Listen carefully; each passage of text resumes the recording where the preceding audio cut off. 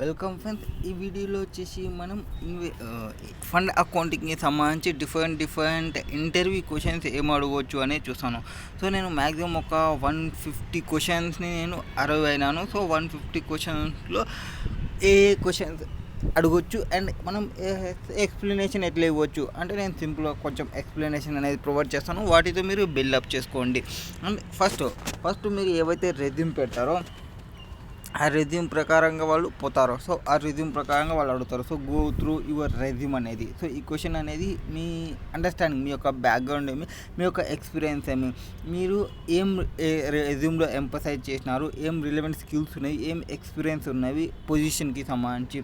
So మనకి concrete examples, achievement ఏం చేసినారు, ప్రాజెక్ట్స్ ఏమైనా చేసినారా, ఆర్ స్కిల్స్ అకౌంటింగ్లో ఏమన్నా, ఆడిటింగ్లో ఏమన్నా, ఎనీ రిలవెంట్ అదర్ స్కిల్స్ ఏమైనా ఉన్నాయో వీటన్నిటిని వాళ్ళు తెలుసుకోవాలి అనుకుంటారు. సో మీ రెజ్యూమ్లో ఏం రాసినా అనేది మీరు క్లియర్ కట్ అనేది ఉండాలి. సో మీ రెజ్యూమ్లో ఏ వర్డ్స్ అయితే మీరు అన్నారో ప్రతి ఒక్క వర్డ్ అనేది మీకు తెలియాలి. సో నెక్స్ట్ సింపుల్గా వేరే పర్సన్ది కాపీ పేస్ట్ చేసుకొని మీ నేమ్స్ చేంజ్ చేసుకుంటే మీకు ప్రాబ్లం అవుతుంది. సో రెజ్యూమ్ అనేది కంపల్సరీగా క్లియర్ కట్ ఒక 3 to 4 times అనేది మీ రెజ్యూమ్ని మీరు చదువుకోండి, ఏం వర్డ్స్ వాడుతున్నారు అనేది. నెక్స్ట్ మీ ప్రీవియస్ ఎక్స్పీరియన్స్ అంటే మ్యాక్సిమం మనం ఇందులో ఎవరు వస్తుంటారు అంటే ఈ ఆడిట్ రిలేటెడ్ వాళ్ళు వస్తుంటే ఈ ఆడిట్ రిలేటెడ్ క్వశ్చన్స్ ఏమన్నా ఉంటే వాటికి సంబంధించి అంటే ఈ ఎక్స్పీరియన్స్ ఏం చేసినారు ఆడిటింగ్లో, హైలైట్స్ ఏమున్నాయి, మీ role ensuring financial accuracy and కంప్లైంట్స్లు, అండ్ మీరు ఛాలెంజింగ్ ఆడిట్ ప్రాజెక్ట్స్ ఏమైనా చేసినా అంటే క్రెడిట్ ఆడిట్లు, స్టాక్ ఆడిట్లు, బ్యాంక్కి సంబంధించి, ఇన్సూరెన్స్కి సంబంధించి అట్లా ఆడిట్స్ ఏమైనా ప్రొవైడ్ చేసినా అటువంటి ఆడిట్స్ని ప్రొవైడ్ చేయండి అండ్ ఇంప్రూవ్ చేసుకోండి, ఇనిషియేషన్ చేయండి. తర్వాత do you have experience in accounting like posting, ఎంట్రీస్ని పోస్ట్ చేయడం, preparation of balance sheet, profit and loss account. ఒకవేళ చేసింటే మీరు మాన్యువల్గా చేసినారా ఆటోమేటెడ్ చేసినారా. సో ఒకవేళ మాన్యువల్ అంటే మాన్యువల్ అని చెప్పండి, ఆటోమేటెడ్ అయితే ఆటోమేటెడ్ అని చెప్పండి. సో ఇక్కడ మీ యొక్క ఎక్స్పీరియన్స్ అనేది షేర్ చేయాలి. అకౌంటింగ్ టాస్క్లో మీరు ఎట్లా డీటెయిలింగ్ చేసినారో, మాన్యువల్ పోస్టెడ్ ఎంట్రీ చేసినారో ఆర్ ఆటోమేటెడ్ ఎంట్రీస్ పోస్ట్ చేసినారో. ఒకవేళ మీరు ఆటోమేటెడ్ సిస్టమ్ని కానీ యూజ్ చేసింటే ఆ అకౌంటింగ్ సాఫ్ట్వేర్ని మెన్షన్ చేయండి. ఫర్ ఎగ్జాంపుల్ నేను వచ్చేసి టాలీ యూజ్ చేస్తున్నాము. సో టాలీ ఇది మా అకౌంటింగ్ సాఫ్ట్వేర్. టాలీని యూజ్ చేసి మేము ఎంట్రీస్ని పోస్ట్ చేస్తున్నాము. టాలీలోనే profit and loss account, balance sheet అనేది ఫైనలైజ్ అవుతుంటారు. సో ఇట్లా మీరు వేరే సాఫ్ట్వేర్స్ ఏమైనా యూజ్ చేసి ఆ సాఫ్ట్వేర్కి సంబంధించి మెన్షన్ చేయండి. Next PP property plant and ఎక్విప్మెంట్ని ఏ స్టాండ్ ప్రకారంగా మనం ఎట్లా చూస్తాము అంటే పీపీఈ అంటే ఏమి, ప్రాపర్టీ ప్లాంట్ అండ్ ఎక్విప్మెంట్ ఇది ఒక టాంజిబుల్ ఐటమ్. మనకి ఏవైతే ఫ్యూచర్ ఎకనామిక్ బెనిఫిట్ని తీసుకుని వస్తుందో అది మనకి పీపీఈ అవుతుంది. యాజ్ పర్ ఏ స్టాండ్ ప్రకారంగా ఏముంటుంది పీపీఈ అవుతుంది. ఫర్ ఎగ్జాంపుల్ ఏ10 ప్రకారంగా పీపీఈని రికగ్నైజ్ చేయాలి, అట్ హిస్టారికల్ కాస్ట్ రికగ్నైజ్ చేయాలి. సబ్సిక్వెంట్ మెజర్మెంట్లో కూడా హిస్టారికల్ కాస్ట్ వస్తుంది, ఫేర్ వాల్యూతోని మెజర్ చేయాల్సిన అవసరం అనేది ఉండదు. బట్ ఏమంటే వీటికి డిప్రిషియేషన్ అనేది ప్రొవైడ్ చేయాల్సి వస్తుంది. డిప్రిషియేషన్ని ప్రొవైడ్ చేయండి.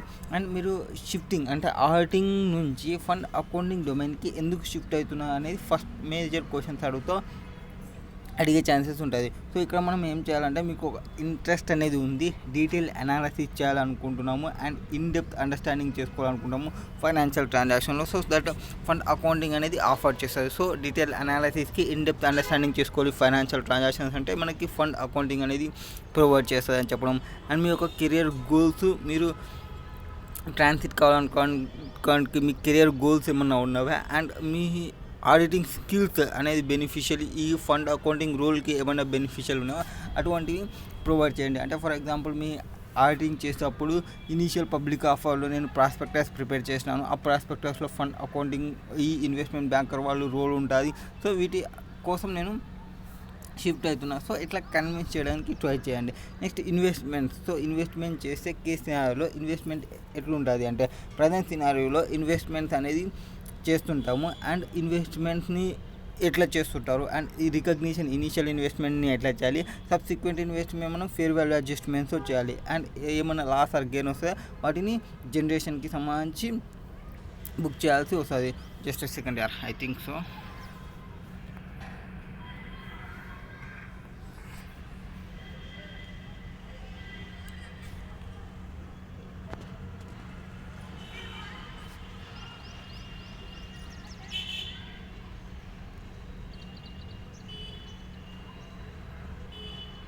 Happened to this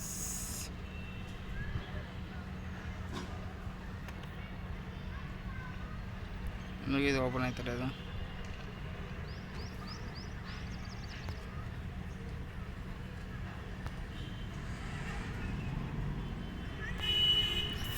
okay, so come to this cases. So మీరు ఫస్ట్ వెళ్ళాలి, first question complete, second question, third question. So ఇన్వెస్ట్మెంట్కి సంబంధించి అంటే investment is our assets. So investment account debit to cash or bank account అని entry చేయాలి first recognition చేసినప్పుడు ఇనీషియల్గా. And subsequent of fair వాల్యూతో మెజర్మెంట్ చేసుకోవాలి. ఒకవేళ నేను 100 రూపీస్కి పర్చేస్ చేసిన ఇన్వెస్ట్మెంట్స్ అనేది నెక్స్ట్ రిపోర్టింగ్ ఇయర్కి 150 అయింది అనుకోండి. So 50 rupees investment account debit to profit and loss అకౌంట్కి సెండ్ చేయాలి. అండ్ ఈ ఇన్కమ్ని ఆ లాస్ ఏమైనా జనరేట్ అయితే వాటిని రికగ్నైజ్ చేయాలి అకౌంటింగ్లో. ఆ ఎంట్రీస్ మనం చెప్పాల్సి వస్తుంది. నెక్స్ట్ ఇన్ బ్యాలెన్స్ షీట్లో బ్యాలెన్స్ అయితే as per cash book or passbook what will your show అని క్వశ్చన్ అడగవచ్చు. అంటే ఇక్కడ ఎక్స్ప్లెనేషన్ ఏమంటే బ్యాలెన్స్ షీట్ ప్రిపేర్ చేసేటప్పుడు based on cash book balance and ఇవి క్యాష్ బుక్లో మనకి ఏముంటాయి యాక్చువల్ క్యాష్ పొజిషన్ అనేది రిఫ్లెక్ట్ చేస్తుంది ఆ కంపెనీకి సంబంధించి. అండ్ మనకి ఏమన్నా డిస్క్రిపెన్సీ వస్తాయి బిట్వీన్ క్యాష్ బుక్ అండ్ పాస్బుక్కి సంబంధించి వాటిని మనం రీకన్సిలేషన్ చేయాలి. ఎట్లా రీకన్సిలేషన్ చేస్తారని చెప్పాలి. సో మీరు బీఆర్ఎస్ని ఎగ్జాంపుల్ తీసుకోండి. చెక్స్ ఏమైనా ఇష్యూ చేసి ఉంటామో బట్ ఏమంటే బ్యాంక్కి సెండ్ చేయకపోవడము, ఆ చెక్స్ అనేది అకౌంటింగ్ చేసి ఉంటాము బ్యాంక్లో ఇంకా రియలైజ్ అయ్యలేకపోయింటవి. సో ఇట్లాంటి ఎగ్జాంపుల్ ప్రొవైడ్ చేయండి. And place an order for share purchase today and we will receive after T+2 days. What you will pass entries and what are the entries? So ఇక్కడ మనం concept settlement concept అనేది చెప్పాలి. మనకి T+1 T+2 settlement days అనేది ఉంటుంది. So ఇక్కడ entries ఏం record చేయాలి సెటిల్మెంట్ డేస్కి సంబంధించి, ఎంట్రీస్ పర్చేసింగ్ సంబంధించి, రికగ్నైజింగ్ షేర్స్ సంబంధించి అండ్ ఎనీ అసోసియేటెడ్ ఎక్స్పెన్సెస్ ఏమైనా ఉంటే వాటికి సంబంధించి ఎంట్రీస్ని మనం చేయాల్సి ఉంటుంది. సో ఎంట్రీస్ మనం ఇన్వెస్ట్మెంట్ చేస్తున్నాము అంటే మనం పర్చేస్ చేస్తున్నాము అంటే మనకి ఆ షేర్స్ అనేది అసెట్స్ అవుతాయి కాబట్టి షేర్స్ అనేది డెబిట్ చేయాలి కాబట్టి ఇంక్రీజ్ అవుతున్నాయి కాబట్టి షేర్స్ని డెబిట్ చేయాలి. Shares or account debit to bank or cash అకౌంట్ని ప్రొవైడ్ చేయాలి. షేర్స్ని రికగ్నైజ్ చేస్తాము. అండ్ ఏమన్నా అసోసియేటెడ్ ఎక్స్పెన్సెస్ ఎస్టీటీ పే చేసినా, ఆ లీగల్ ఎక్స్పెన్సెస్ ఏమన్నా పే చేసినా, ఆ ఎక్స్పెన్సెస్ బ్రోకరేజ్ ఎక్స్పెన్సెస్ పే చేసినా ఆ ఎక్స్పెన్సెస్ని కూడా మనం రికగ్నైజ్ చేయాలి. నెక్స్ట్ మేజర్ డిఫరెన్సెస్ ఏముంటాయి పిఈ అకౌంటింగ్లో, కాంట్రాడిక్ట్ అకౌంటింగ్ ప్రిన్సిపల్స్ అండ్ గ్యాప్లో. అండ్ ఏం లాంచ్ చేస్తాము వీటికి సంబంధించి అంటే ఇక్కడ స్పెసిఫిక్ ఆస్పెక్ట్స్ అంటే ప్రైవేట్ ఈక్విటీకి సంబంధించి అకౌంటింగ్ అనేది that deviate from general accounting principle or GAAP. So ఏమైనా డిఫరెన్స్ ఉంటే ఫేర్ వాల్యూ మనం రెగ్యులర్గా ఇన్వెస్ట్మెంట్స్ అంతా మొత్తం ఫేర్ వాల్యూ మెజర్మెంటే చేస్తాము. అండ్ ఇక్కడ ట్రెడిషనల్లో ఏమి హిస్టారికల్ కాస్ట్ అకౌంట్నే మెయింటైన్ చేస్తారు. హిస్టారికల్ కాస్ట్ అకౌంట్ అంటే మనకి ఏదైతే కాస్ట్ మనం పర్చేజ్ చేసినామో ఆ కాస్ట్ అకౌంట్స్లోనే బుక్స్ని ప్రిపేర్ చేస్తుంటారు రెగ్యులర్ అకౌంటింగ్లో. బట్ ఈ ఇన్వెస్ట్మెంట్స్ కంపెనీస్ ఏమి వాటికి మ్యాక్సిమం సెక్యూరిటీ షేర్స్ అవన్నీ వాళ్ళకి ఇన్వెస్ట్మెంట్స్ కాకుండా వాళ్ళకి రెగ్యులర్ నేచర్వి కాబట్టి వాళ్ళు ఫేర్ మార్కెట్ వాల్యూతోనే తీసుకుంటారు. మనం అదే డిస్కషన్ చేసినాం. So fair market value identify చేయగలిగితే ఐడెంటిఫై చేసి వాటితో రికగ్నైజ్ చేయాలి. చేయలేనప్పుడు మనకి లెవెల్ 1 లెవెల్ 2 లెవెల్ 3 అనేది వస్తుందని చెప్పినాము. నెక్స్ట్ ఇక్కడ the replace you have given or based on your own experience or based on the coaching that you have taken. So మీరు ఏమైనా కోచింగ్ తీసుకున్నారా, ఎక్కడైనా ఈ కోర్స్ ఏమైనా తీసుకున్నారా అనేది క్వశ్చన్ అవుతుంది. సో మీరు మీ యొక్క ఓన్ ఎక్స్పీరియన్స్, మీరు ఈ నాలెడ్జ్ ఎట్లా గెయిన్ చేసినారు, ఈ ప్రాక్టికల్ ఎక్స్పోజర్ ఎట్లా ఉంటుంది, మీ స్పెసిఫిక్ సిచ్యువేషన్, మీ వర్క్ హిస్టరీ వీటన్నిటిని మీరు ప్రొవైడ్ చేయాల్సి వస్తుంది. అండ్ ఇక్కడ level 1 level 2 level 3 and fair value డిస్క్లోజర్కి పీఈలో ఎట్లా డిస్క్లోజ్ చేయాలి మనం ఇందాకనే చెప్పినాను. లెవెల్ 1 లెవెల్ 2 లెవెల్ 3 ఎప్పుడైతే మనకి మార్కెట్ వాల్యూ డిస్క్లోజ్ చేయమంటారో మార్కెట్ వాల్యూతో బుక్ చేయాలన్నప్పుడు లెవెల్ 1 లెవెల్ 2 లెవెల్ 3 వస్తుంది. లెవెల్ 1లో ఏముంటాయి మనకి కోటెడ్ పార్ట్స్ అంటే మనకి ఇక్కడ రికగ్నైజ్ స్టాక్ ఎక్స్చేంజ్ అనేది ఉంటుంది. ఒక stock market active market participants అనేది వాళ్ళు ఉంటారు, యాక్టివ్ బయర్స్ ఉంటారు, యాక్టివ్ సెల్లర్స్ ఉంటారు. ప్రైస్ని మనం ట్రస్ట్ చేయొచ్చు. సో అది level 1 prices. Level 2 prices, level 2లో ఏమంటే మనకి యాక్టివ్ మార్కెట్ మన ప్రోడక్ట్ ఉండదు బట్ సిమిలర్ ప్రోడక్ట్ అనేది ఉంటుంది. సో ఆ సిమిలర్ ప్రోడక్ట్ని చూసి ఆ వాల్యూని మనం తీసుకుంటాము. అబ్జర్వబుల్ మార్కెట్ డేటా అంటారు. లెవెల్ 3లో ఏమంటే మనకి అబ్జర్వబుల్ డేటా ఉండదు, సిమిలర్ అసెట్ అనేది ఉండదు. సో యాక్టివ్ మార్కెట్ అనేది ఉండదు. మనం ఏం చేస్తామంటే కొన్ని అజంప్షన్స్ని, కొన్ని వాల్యుయేషన్ టెక్నిక్స్ని యూజ్ చేస్తాం. మ్యాక్సిమం వచ్చేసి మనం డిస్కౌంటెడ్ క్యాష్ ఫ్లో మెథడ్స్ని యూజ్ చేస్తాం లెవెల్ 3కి సంబంధించి. యాక్టివ్ మార్కెట్ అనేది ఉండదు కాబట్టి. Next entry and exit strategies followed by PE funds. Under what circumstances PE fund may exist through IPO or through sale to other PE funds? PE అనేది రెగ్యులర్గా close ended ఫండ్లో ఉంటుంది. So at the end అంటే first year వచ్చేసి అది ఏం చేయాలి, registration తీసుకోవడము, వాళ్ళ యొక్క పార్ట్నర్స్ నుంచి అమౌంట్ని తీసుకోవడము ఫస్ట్ ఇయర్ అది జరుగుతుంది. అండ్ 1 to 4 years వచ్చేసి తీసుకున్న అమౌంట్ని ఇన్వెస్ట్మెంట్ చేయడము చేస్తుంటుంది. అండ్ తర్వాత 3 to 9 years వచ్చేసి ఆపరేషన్స్ని చేస్తుంది.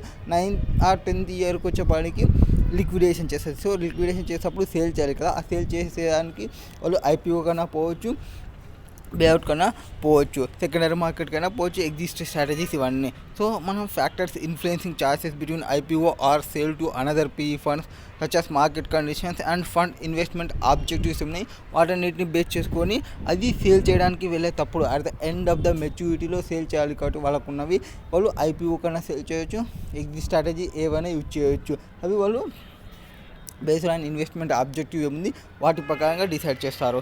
And how long can we expect you working for this company. So మీరు ఈ కంపెనీలో ఎన్ని ఇయర్స్ వర్క్ చేయొచ్చు, ఎన్ని డేస్ వర్క్ చేయొచ్చు అనేది ప్రొవైడ్ చేయాలి. ఇక్కడ మీరు మీ కమిట్మెంట్ని ప్రొవైడ్ చేయాలి. ఐఎమ్ లాంగ్ టు గో, ఒక 3 years నేను కమిట్మెంట్గా వర్క్ చేయగలను, ఒక 5 years కమిట్మెంట్ వర్క్ చేయగలను, నేను లైఫ్ టైమ్గా వర్క్ చేయగలను. ఇట్లా బేస్డ్ మీ కమిట్మెంట్ ఎంత అనేది కాంట్రిబ్యూట్ చేయాలి ఈ కంపెనీ యొక్క సక్సెస్కి. అండ్ ఈ బిల్డింగ్ చేసుకోవడానికి లాంగ్ టర్మ్ కెరియర్లో ఉంటాయనేది ఎక్స్పోజ్ చేయాలి. అట్లా కాదు నేను 1 month 2 months ఉంటా, వేరే కంపెనీ హైక్ ఇస్తే ఆ కంపెనీకి పోతా అంటే ఫస్ట్ పోయి రాపో, ఆ కంపెనీ ఎంత ఇస్తుందో ఆ కంపెనీ తర్వాత మన దాంట్లో హైక్ ఇస్తే అప్పుడు రాపో అని చెప్తారు. సో మా ఆన్సర్ అనేది లాంగ్ టర్మ్ కెరియర్ బిల్డింగ్లో ప్లానింగ్ ఉన్నాము, కంపెనీ యొక్క సక్సెస్కి నేను కాంట్రిబ్యూట్ చేస్తాను అనేది చెప్పాలి. సో డిస్కస్ మన యొక్క ఇంట్రెస్ట్, ఈ కంపెనీ గ్రోయింగ్లో ఉంది కాబట్టి ఐ హ్యావ్ న్యూ ఛాలెంజెస్ వస్తాయి కాబట్టి నాకు ఖచ్చితంగా యాడ్ వాల్యూగా ఉంటుంది కాబట్టి నేను కంటిన్యూ అవుతాను, లాంగ్ టర్మ్లోనే కంపెనీ సక్సెస్కి నేను కాంట్రిబ్యూట్ చేస్తాను అనేది కమిట్మెంట్గా చెప్పాలి. నెక్స్ట్ విల్లింగ్ టు రీలొకేట్, అంటే మనం ఒక లొకేషన్ ఉన్నాము ఇంకొక లొకేషన్కి పోవాల్సి వస్తుంది. సో నువ్వు రీలొకేట్ అవుతావా, నువ్వు మ్యాక్సిమం వర్క్ ఫ్రమ్ హోమ్ అని నువ్వు అనుకుంటున్నాము, వర్క్ ఫ్రమ్ హోమే ఉండదు మాది, హైబ్రిడ్ వర్క్ అంటాము. బట్ హైబ్రిడ్ వర్క్ అన్నప్పటికీ మీరు ఒక 20 days ఆఫీస్కి రావాల్సి వస్తుంది, 10 days మాత్రమే మీరు వర్క్ ఫ్రమ్ హోమ్ ఉంటుంది అని చెప్తారు. సో ఇఫ్ అప్లికబుల్ మనం విల్లింగ్నెస్ అనేది చెప్పాలి. రీలొకేట్ అవుతాము, మన కమిట్మెంట్ ఏమున్నాయి, నాకు నేను ఇందులో ఫ్యూచర్లో పర్సూ చేయాలనుకున్న ఈ కెరీర్ ఆపర్చునిటీని. So along with your professional growth ఏముంది వాటన్నిటికి సంబంధించి.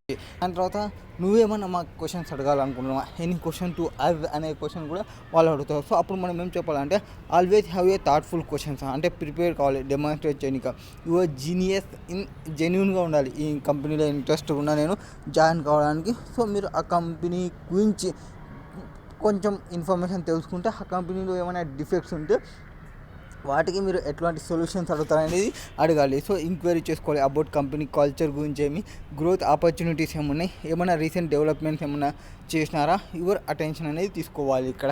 ఆర్ మాకు ఫెసిలిటీస్ ఏమైనా ప్రొవైడ్ చేస్తారా లేట్ అయితే, ఆర్ ఫుడ్ ఫెసిలిటీ ప్రొవైడ్ చేస్తారా, క్యాంటీన్ ఫెసిలిటీస్ ఏమైనా ప్రొవైడ్ చేస్తారా, అండ్ హెల్త్ ఇష్యూస్కి సంబంధించి ఫెసిలిటీస్ ఏమైనా, ఇట్లా మీకు ఈ ఓన్ ఇంటెన్షన్లో ఏ క్వశ్చన్స్ అయినా మీరు అడగవచ్చు, నో ప్రాబ్లం.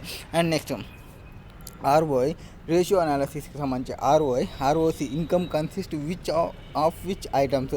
సో ROI అంటే ఏమి, return on investment, and ROC అంటే ఏమి, రిటర్న్ ఆన్ ఇన్వెస్ట్మెంట్స్. సో ఇవి రెండు ఏమొచ్చి పర్ఫార్మెన్స్, ఇవి బోత్ వచ్చేసి పర్ఫార్మెన్స్ మెట్రిక్లు. ఇవి income contributing to those ratios includes operating income, net income, earning before interest and tax, that is EBIT.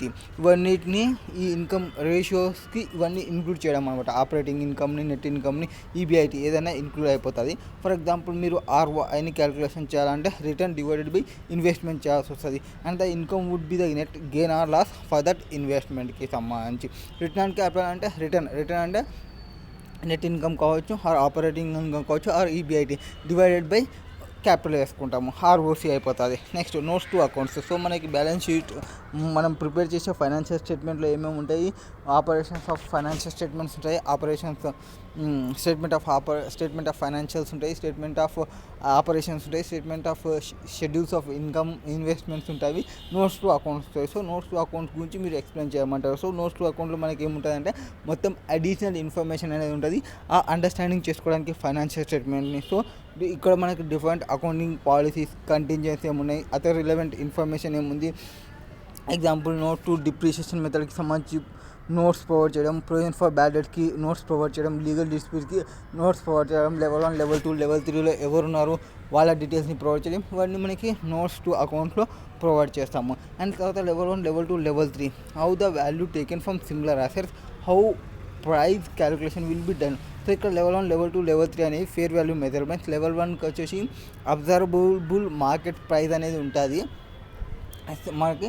So same నేను ఏదైతే ప్రోడక్ట్ చేస్తున్నానో ఆ ప్రోడక్ట్కి సంబంధించి నాకు ప్రైస్ అనేది మార్కెట్లో అవైలబుల్ ఉంటుంది. For example Reliance Jio company యొక్క షేర్ ప్రైస్ ఎంత అంటే అందరూ ఎన్ఎస్సి బిఎస్సి ఓపెన్ చేస్తే ఈజీగా ప్రైస్ అనేది అవైలబుల్లో ఉంటుంది. దట్ ఈస్ లెవెల్ 1 ప్రైస్ అనేది. లెవెల్ 2 అంటే ఈ జియో కంపెనీకి సంబంధించిన షేర్స్ ప్రైస్ మామూలుగా రెగ్యులర్ ఉంటుంది. జియో కంపెనీ ఒక బిల్డింగ్ ఉంది, ఆ బిల్డింగ్కి ప్రైస్ చెప్పమంటే బిల్డింగ్ ప్రైస్ అనేది చెప్పలేము. సో ఆ బిల్డింగ్కి ఎదురుగా ఇంకొక బిల్డింగ్ ఉంది, సిమిలర్ బిల్డింగ్ ఉంది, ఆ బిల్డింగ్ని ఆల్రెడీ సేల్ చేసినారు. సో 1 month 2 months బ్యాకే ఆ ప్రైస్ తెలుసు. సో సిమిలర్ అసెట్ యొక్క ప్రైస్ తెలుసు.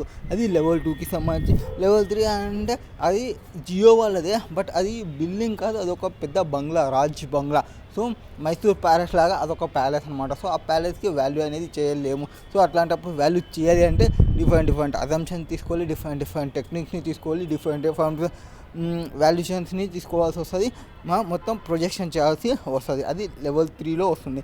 అండ్ ఈ వాల్యూని డిటర్మైన్ చేసేటప్పుడు based on market course pricing models use చేయాలి, ప్రొప్రైటరీ మెథడాలజీ యూజ్ చేయాల్సి వస్తుంది. And goods lost in final entry and insurance claim received. So వీటికి సంబంధించి ఎంట్రీస్ ఏముంటాయి అంటే వెన్ గూడ్స్ ఎప్పుడైతే లాస్ అవుతామో ఇన్ ఫైర్లో రికార్డ్ చేయాలి, లాస్ని రికార్డ్ చేయాలి. లాసెస్ అంటే మనకి ఆల్వేస్ డెబిట్ చేయాలి. So debit to loss on fire, that is ఎక్స్పెన్సెస్గా బుక్ చేయాలి. అండ్ మనకి ఏమి ఇన్వెంటరీ తగ్గిపోతుంది కాబట్టి టు క్రెడిట్ ఇన్వెంటరీ. సో ఇప్పుడు మనం ఎంట్రీ ఏం రాస్తాము,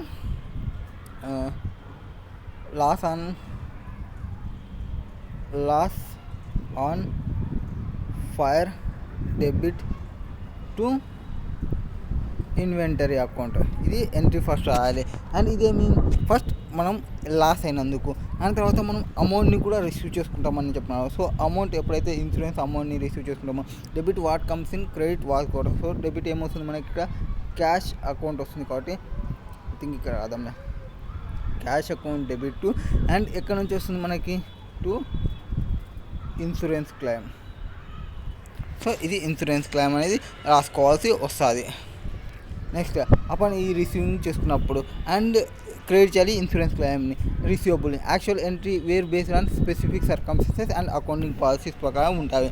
and what is the entry for the rent for this month and outstanding entry for the previous month. So ఇక్కడ రెంట్కి సంబంధించి ఎంట్రీ రాయాలి. సో మనం రెంట్కి సంబంధించి ఎంట్రీ అంటే first rent account debit to మనం క్యాష్ పే చేస్తుంటే క్యాష్ పే చేయాలి, ఒకవేళ పే చేయలేనప్పుడు పేయబుల్ రాయాలి. So rent account debit, rent అనేది ఎక్స్పెన్స్ కాబట్టి ఆల్వేస్ డెబిట్ వస్తుంది. Rent account debits to cash or accounts payable వస్తుంది. Next to account for the outstanding rent for the previous మంత్కి సంబంధించి అవుట్ స్టాండింగ్ రెంట్ ఏదైతే ఉందో వాటికి సంబంధించి అంటే rent expenses for the current month account and account payable and credit rent payable out standing previous month అనేది చూసుకోవాలి.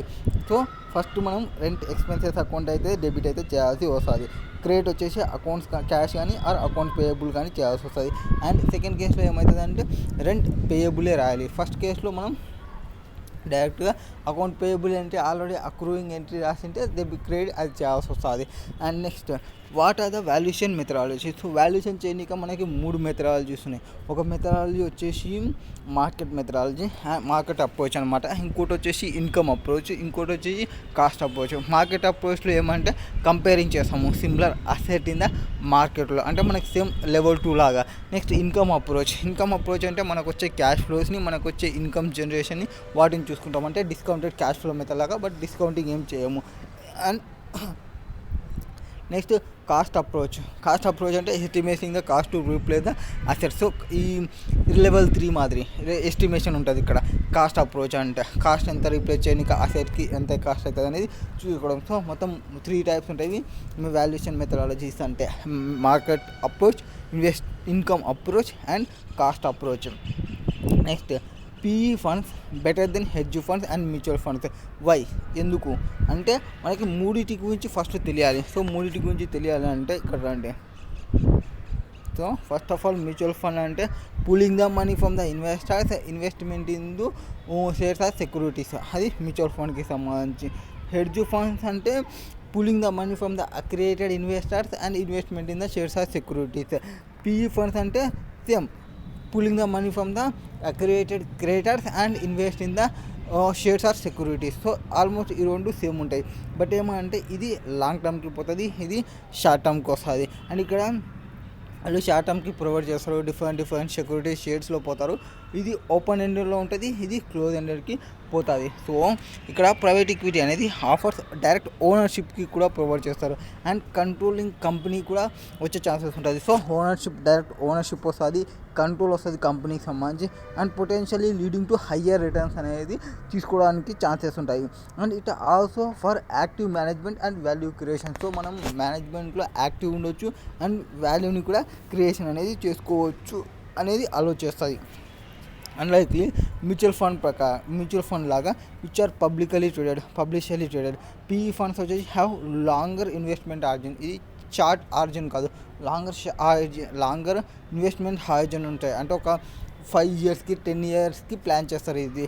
And ఇక్కడ కంపేర్ టు హెడ్జ్ ఫండ్స్ చూసుకుంటే PE అనేది involve strategic long term investment ఉంటుంది, షార్ట్ టర్మ్ ట్రేడింగ్ అనేది ఉండదు. So హెడ్జ్లో మనకి short term trading అనేది ప్రొవైడ్ చేస్తారు, బట్ PEలో లాంగ్ టర్మ్ హార్జన్ అని ఉంటుంది. సో వీటన్నిటి వల్ల PE అనేది బెటర్. ఎందుకు? ఫస్ట్ వచ్చేసి ఓనర్షిప్ ఉంటుంది, సెకండ్ వచ్చేసి కంపెనీని కంట్రోల్ చేయొచ్చు, థర్డ్ వచ్చేసి హయ్యర్ రిటర్న్ తీసుకోవచ్చు, ఫోర్త్ వచ్చేసి యాక్టివ్ మేనేజ్మెంట్లో పార్టిసిపేట్ చేయొచ్చు, ఫిఫ్త్ వచ్చేసి వాల్యూ క్రియేషన్ అవుతుంది, అండ్ సిక్స్త్ వచ్చేసి పబ్లికల్లీ ట్రేడెడ్ అవుతుంది ఎందుకంటే లిస్టింగ్ చేస్తారు కాబట్టి. సెవెంత్ వచ్చేసి ఇన్వెస్ట్మెంట్ హార్జన్ అనేది లాంగ్ హార్జన్లో ఉంటుంది. అండ్ ఇక్కడ లాంగ్ టర్మ్ ఇన్వెస్ట్మెంట్ అనేది చేస్తుంటారు. అది మొత్తం ఇవన్నీ మనం PEలో బెటర్ అన్నిటికంటే చూసుకుంటే అని చెప్పవచ్చు. నెక్స్ట్, వాటర్ ఫాల్ మెథడ్ అంటే ఏమి and stages of waterfall methods ఏముంటాయి. సో వాటర్ ఫాల్ మెథడ్ అంటే simple, how profits are distributed in PE funds. So PE ఫండ్లో వచ్చిన ప్రాఫిట్ని ఎట్లా డిస్ట్రిబ్యూషన్ చేయాలి, hierarchy of cash flows, that is waterfall method అని చెప్పవచ్చు. సో స్టేజెస్ ఏముంటాయి ఇక్కడ మనకి, first to the extents of ప్రిన్సిపల్కి పేమెంట్ చేయాలి. క్యాష్ ఫ్లోస్ ఏమొచ్చినాయి, సో ఫస్ట్ మనకి ఏమొస్తాయి, క్యాష్ ఫ్లోస్ అనేది వస్తాయి.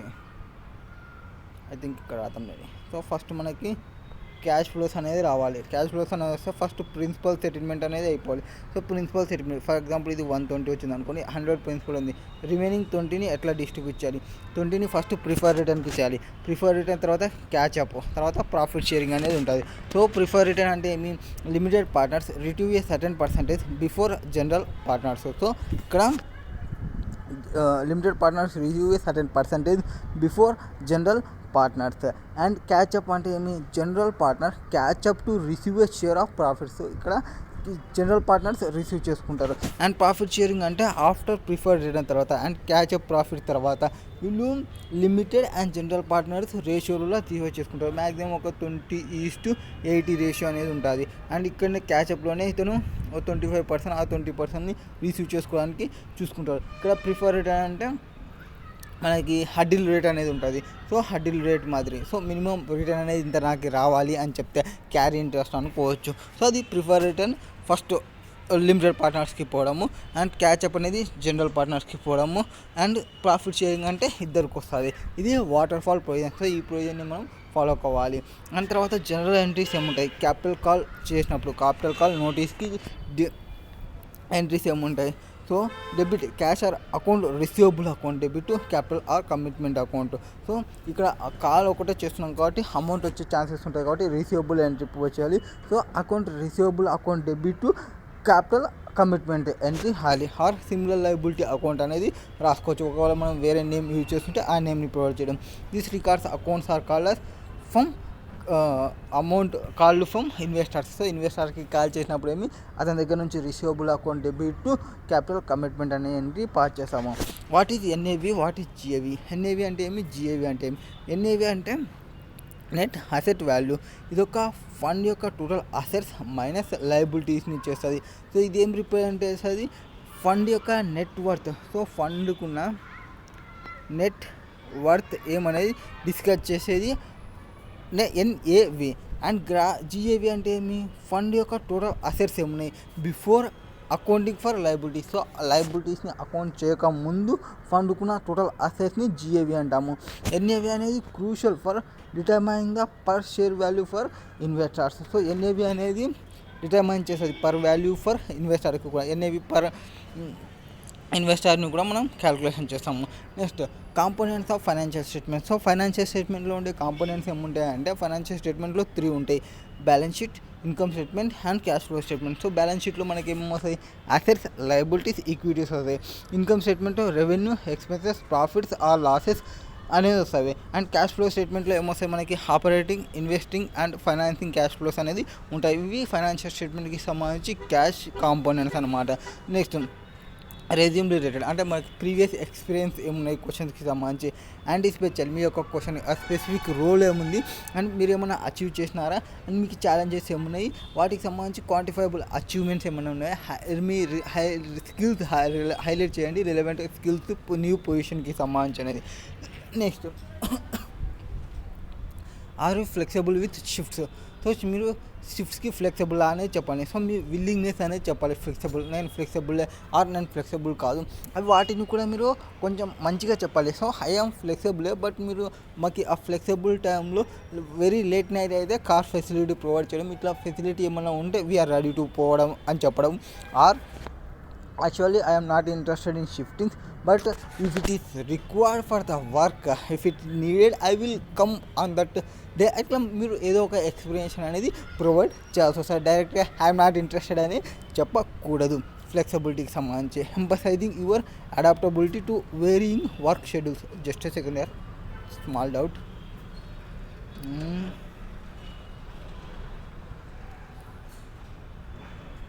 Okay, I am there in correcting it. So varying work schedules to meet the demand of the role and provide any examples where you are demonstrated flexibility in your previous position. So మేము audit పీరియడ్లో sir audit చేసేటప్పుడు 12కి work sir last date ఉంటుంది, 12 due date అనేది 12 ఉంటుంది. 12 తర్వాత 12 వరకు మేము work చేస్తుంటాము, 12 తర్వాత కూడా వర్క్ చేస్తుంటాము ఇన్ ఆడిట్ సీజన్లో ఆర్ ఇన్ ఫైలింగ్ సీజన్స్లో. ఇట్లా మీరు ఎక్స్ప్లెయిన్ చేయొచ్చు. జిఎస్టీ ఆడిట్ జరిగినప్పుడు ఇట్లా వర్క్ నీడెడ్ టైంలో మేము we are ready to serve the company అని చెప్పాలి. Next ratio analysis, ROI, ROC. మనం ఆల్రెడీ చూసినాం కదా. ఆర్ఓఐ అంటే రిటర్న్ ఆన్ ఇన్వెస్ట్మెంట్, ఆర్ఓసి అంటే రిటర్న్ క్యాపిటల్ ఇన్వెస్ట్మెంట్. ఇది డిఫరెంట్ ఇన్కమ్ కాంపోనెంట్స్ ఇవి. ఆర్ఓఐలో net gains or losses from investment ఉంటాయి. ఆర్ఓసిలో operating income such as EBIT ఇవి ఉంటాయి. సో ఇక్కడ ఎంత ఇన్కమ్ వచ్చింది, ప్రాఫిట్స్ ఏమొచ్చినాయి, వాటికి ఎంత కాంట్రిబ్యూషన్ చేసినామనేది చూస్తాము. సో ఆర్ఓఐకిలో నెట్ గెయిన్స్ ఆర్ లాస్ ఉంటాయి, ఏది ఫ్రమ్ ఇన్వెస్ట్మెంట్ నుంచి ఏమొచ్చినాయని. ఆర్ఓసిలో ఆపరేటింగ్ ఇన్కమ్స్ అంటే ఈబీఐటీ అనేది ఆర్ఓసిలో వస్తుంది. నెక్స్ట్ నోట్స్ టు అకౌంట్లో ఏముంటాయి మనం చెప్పినాం కదా.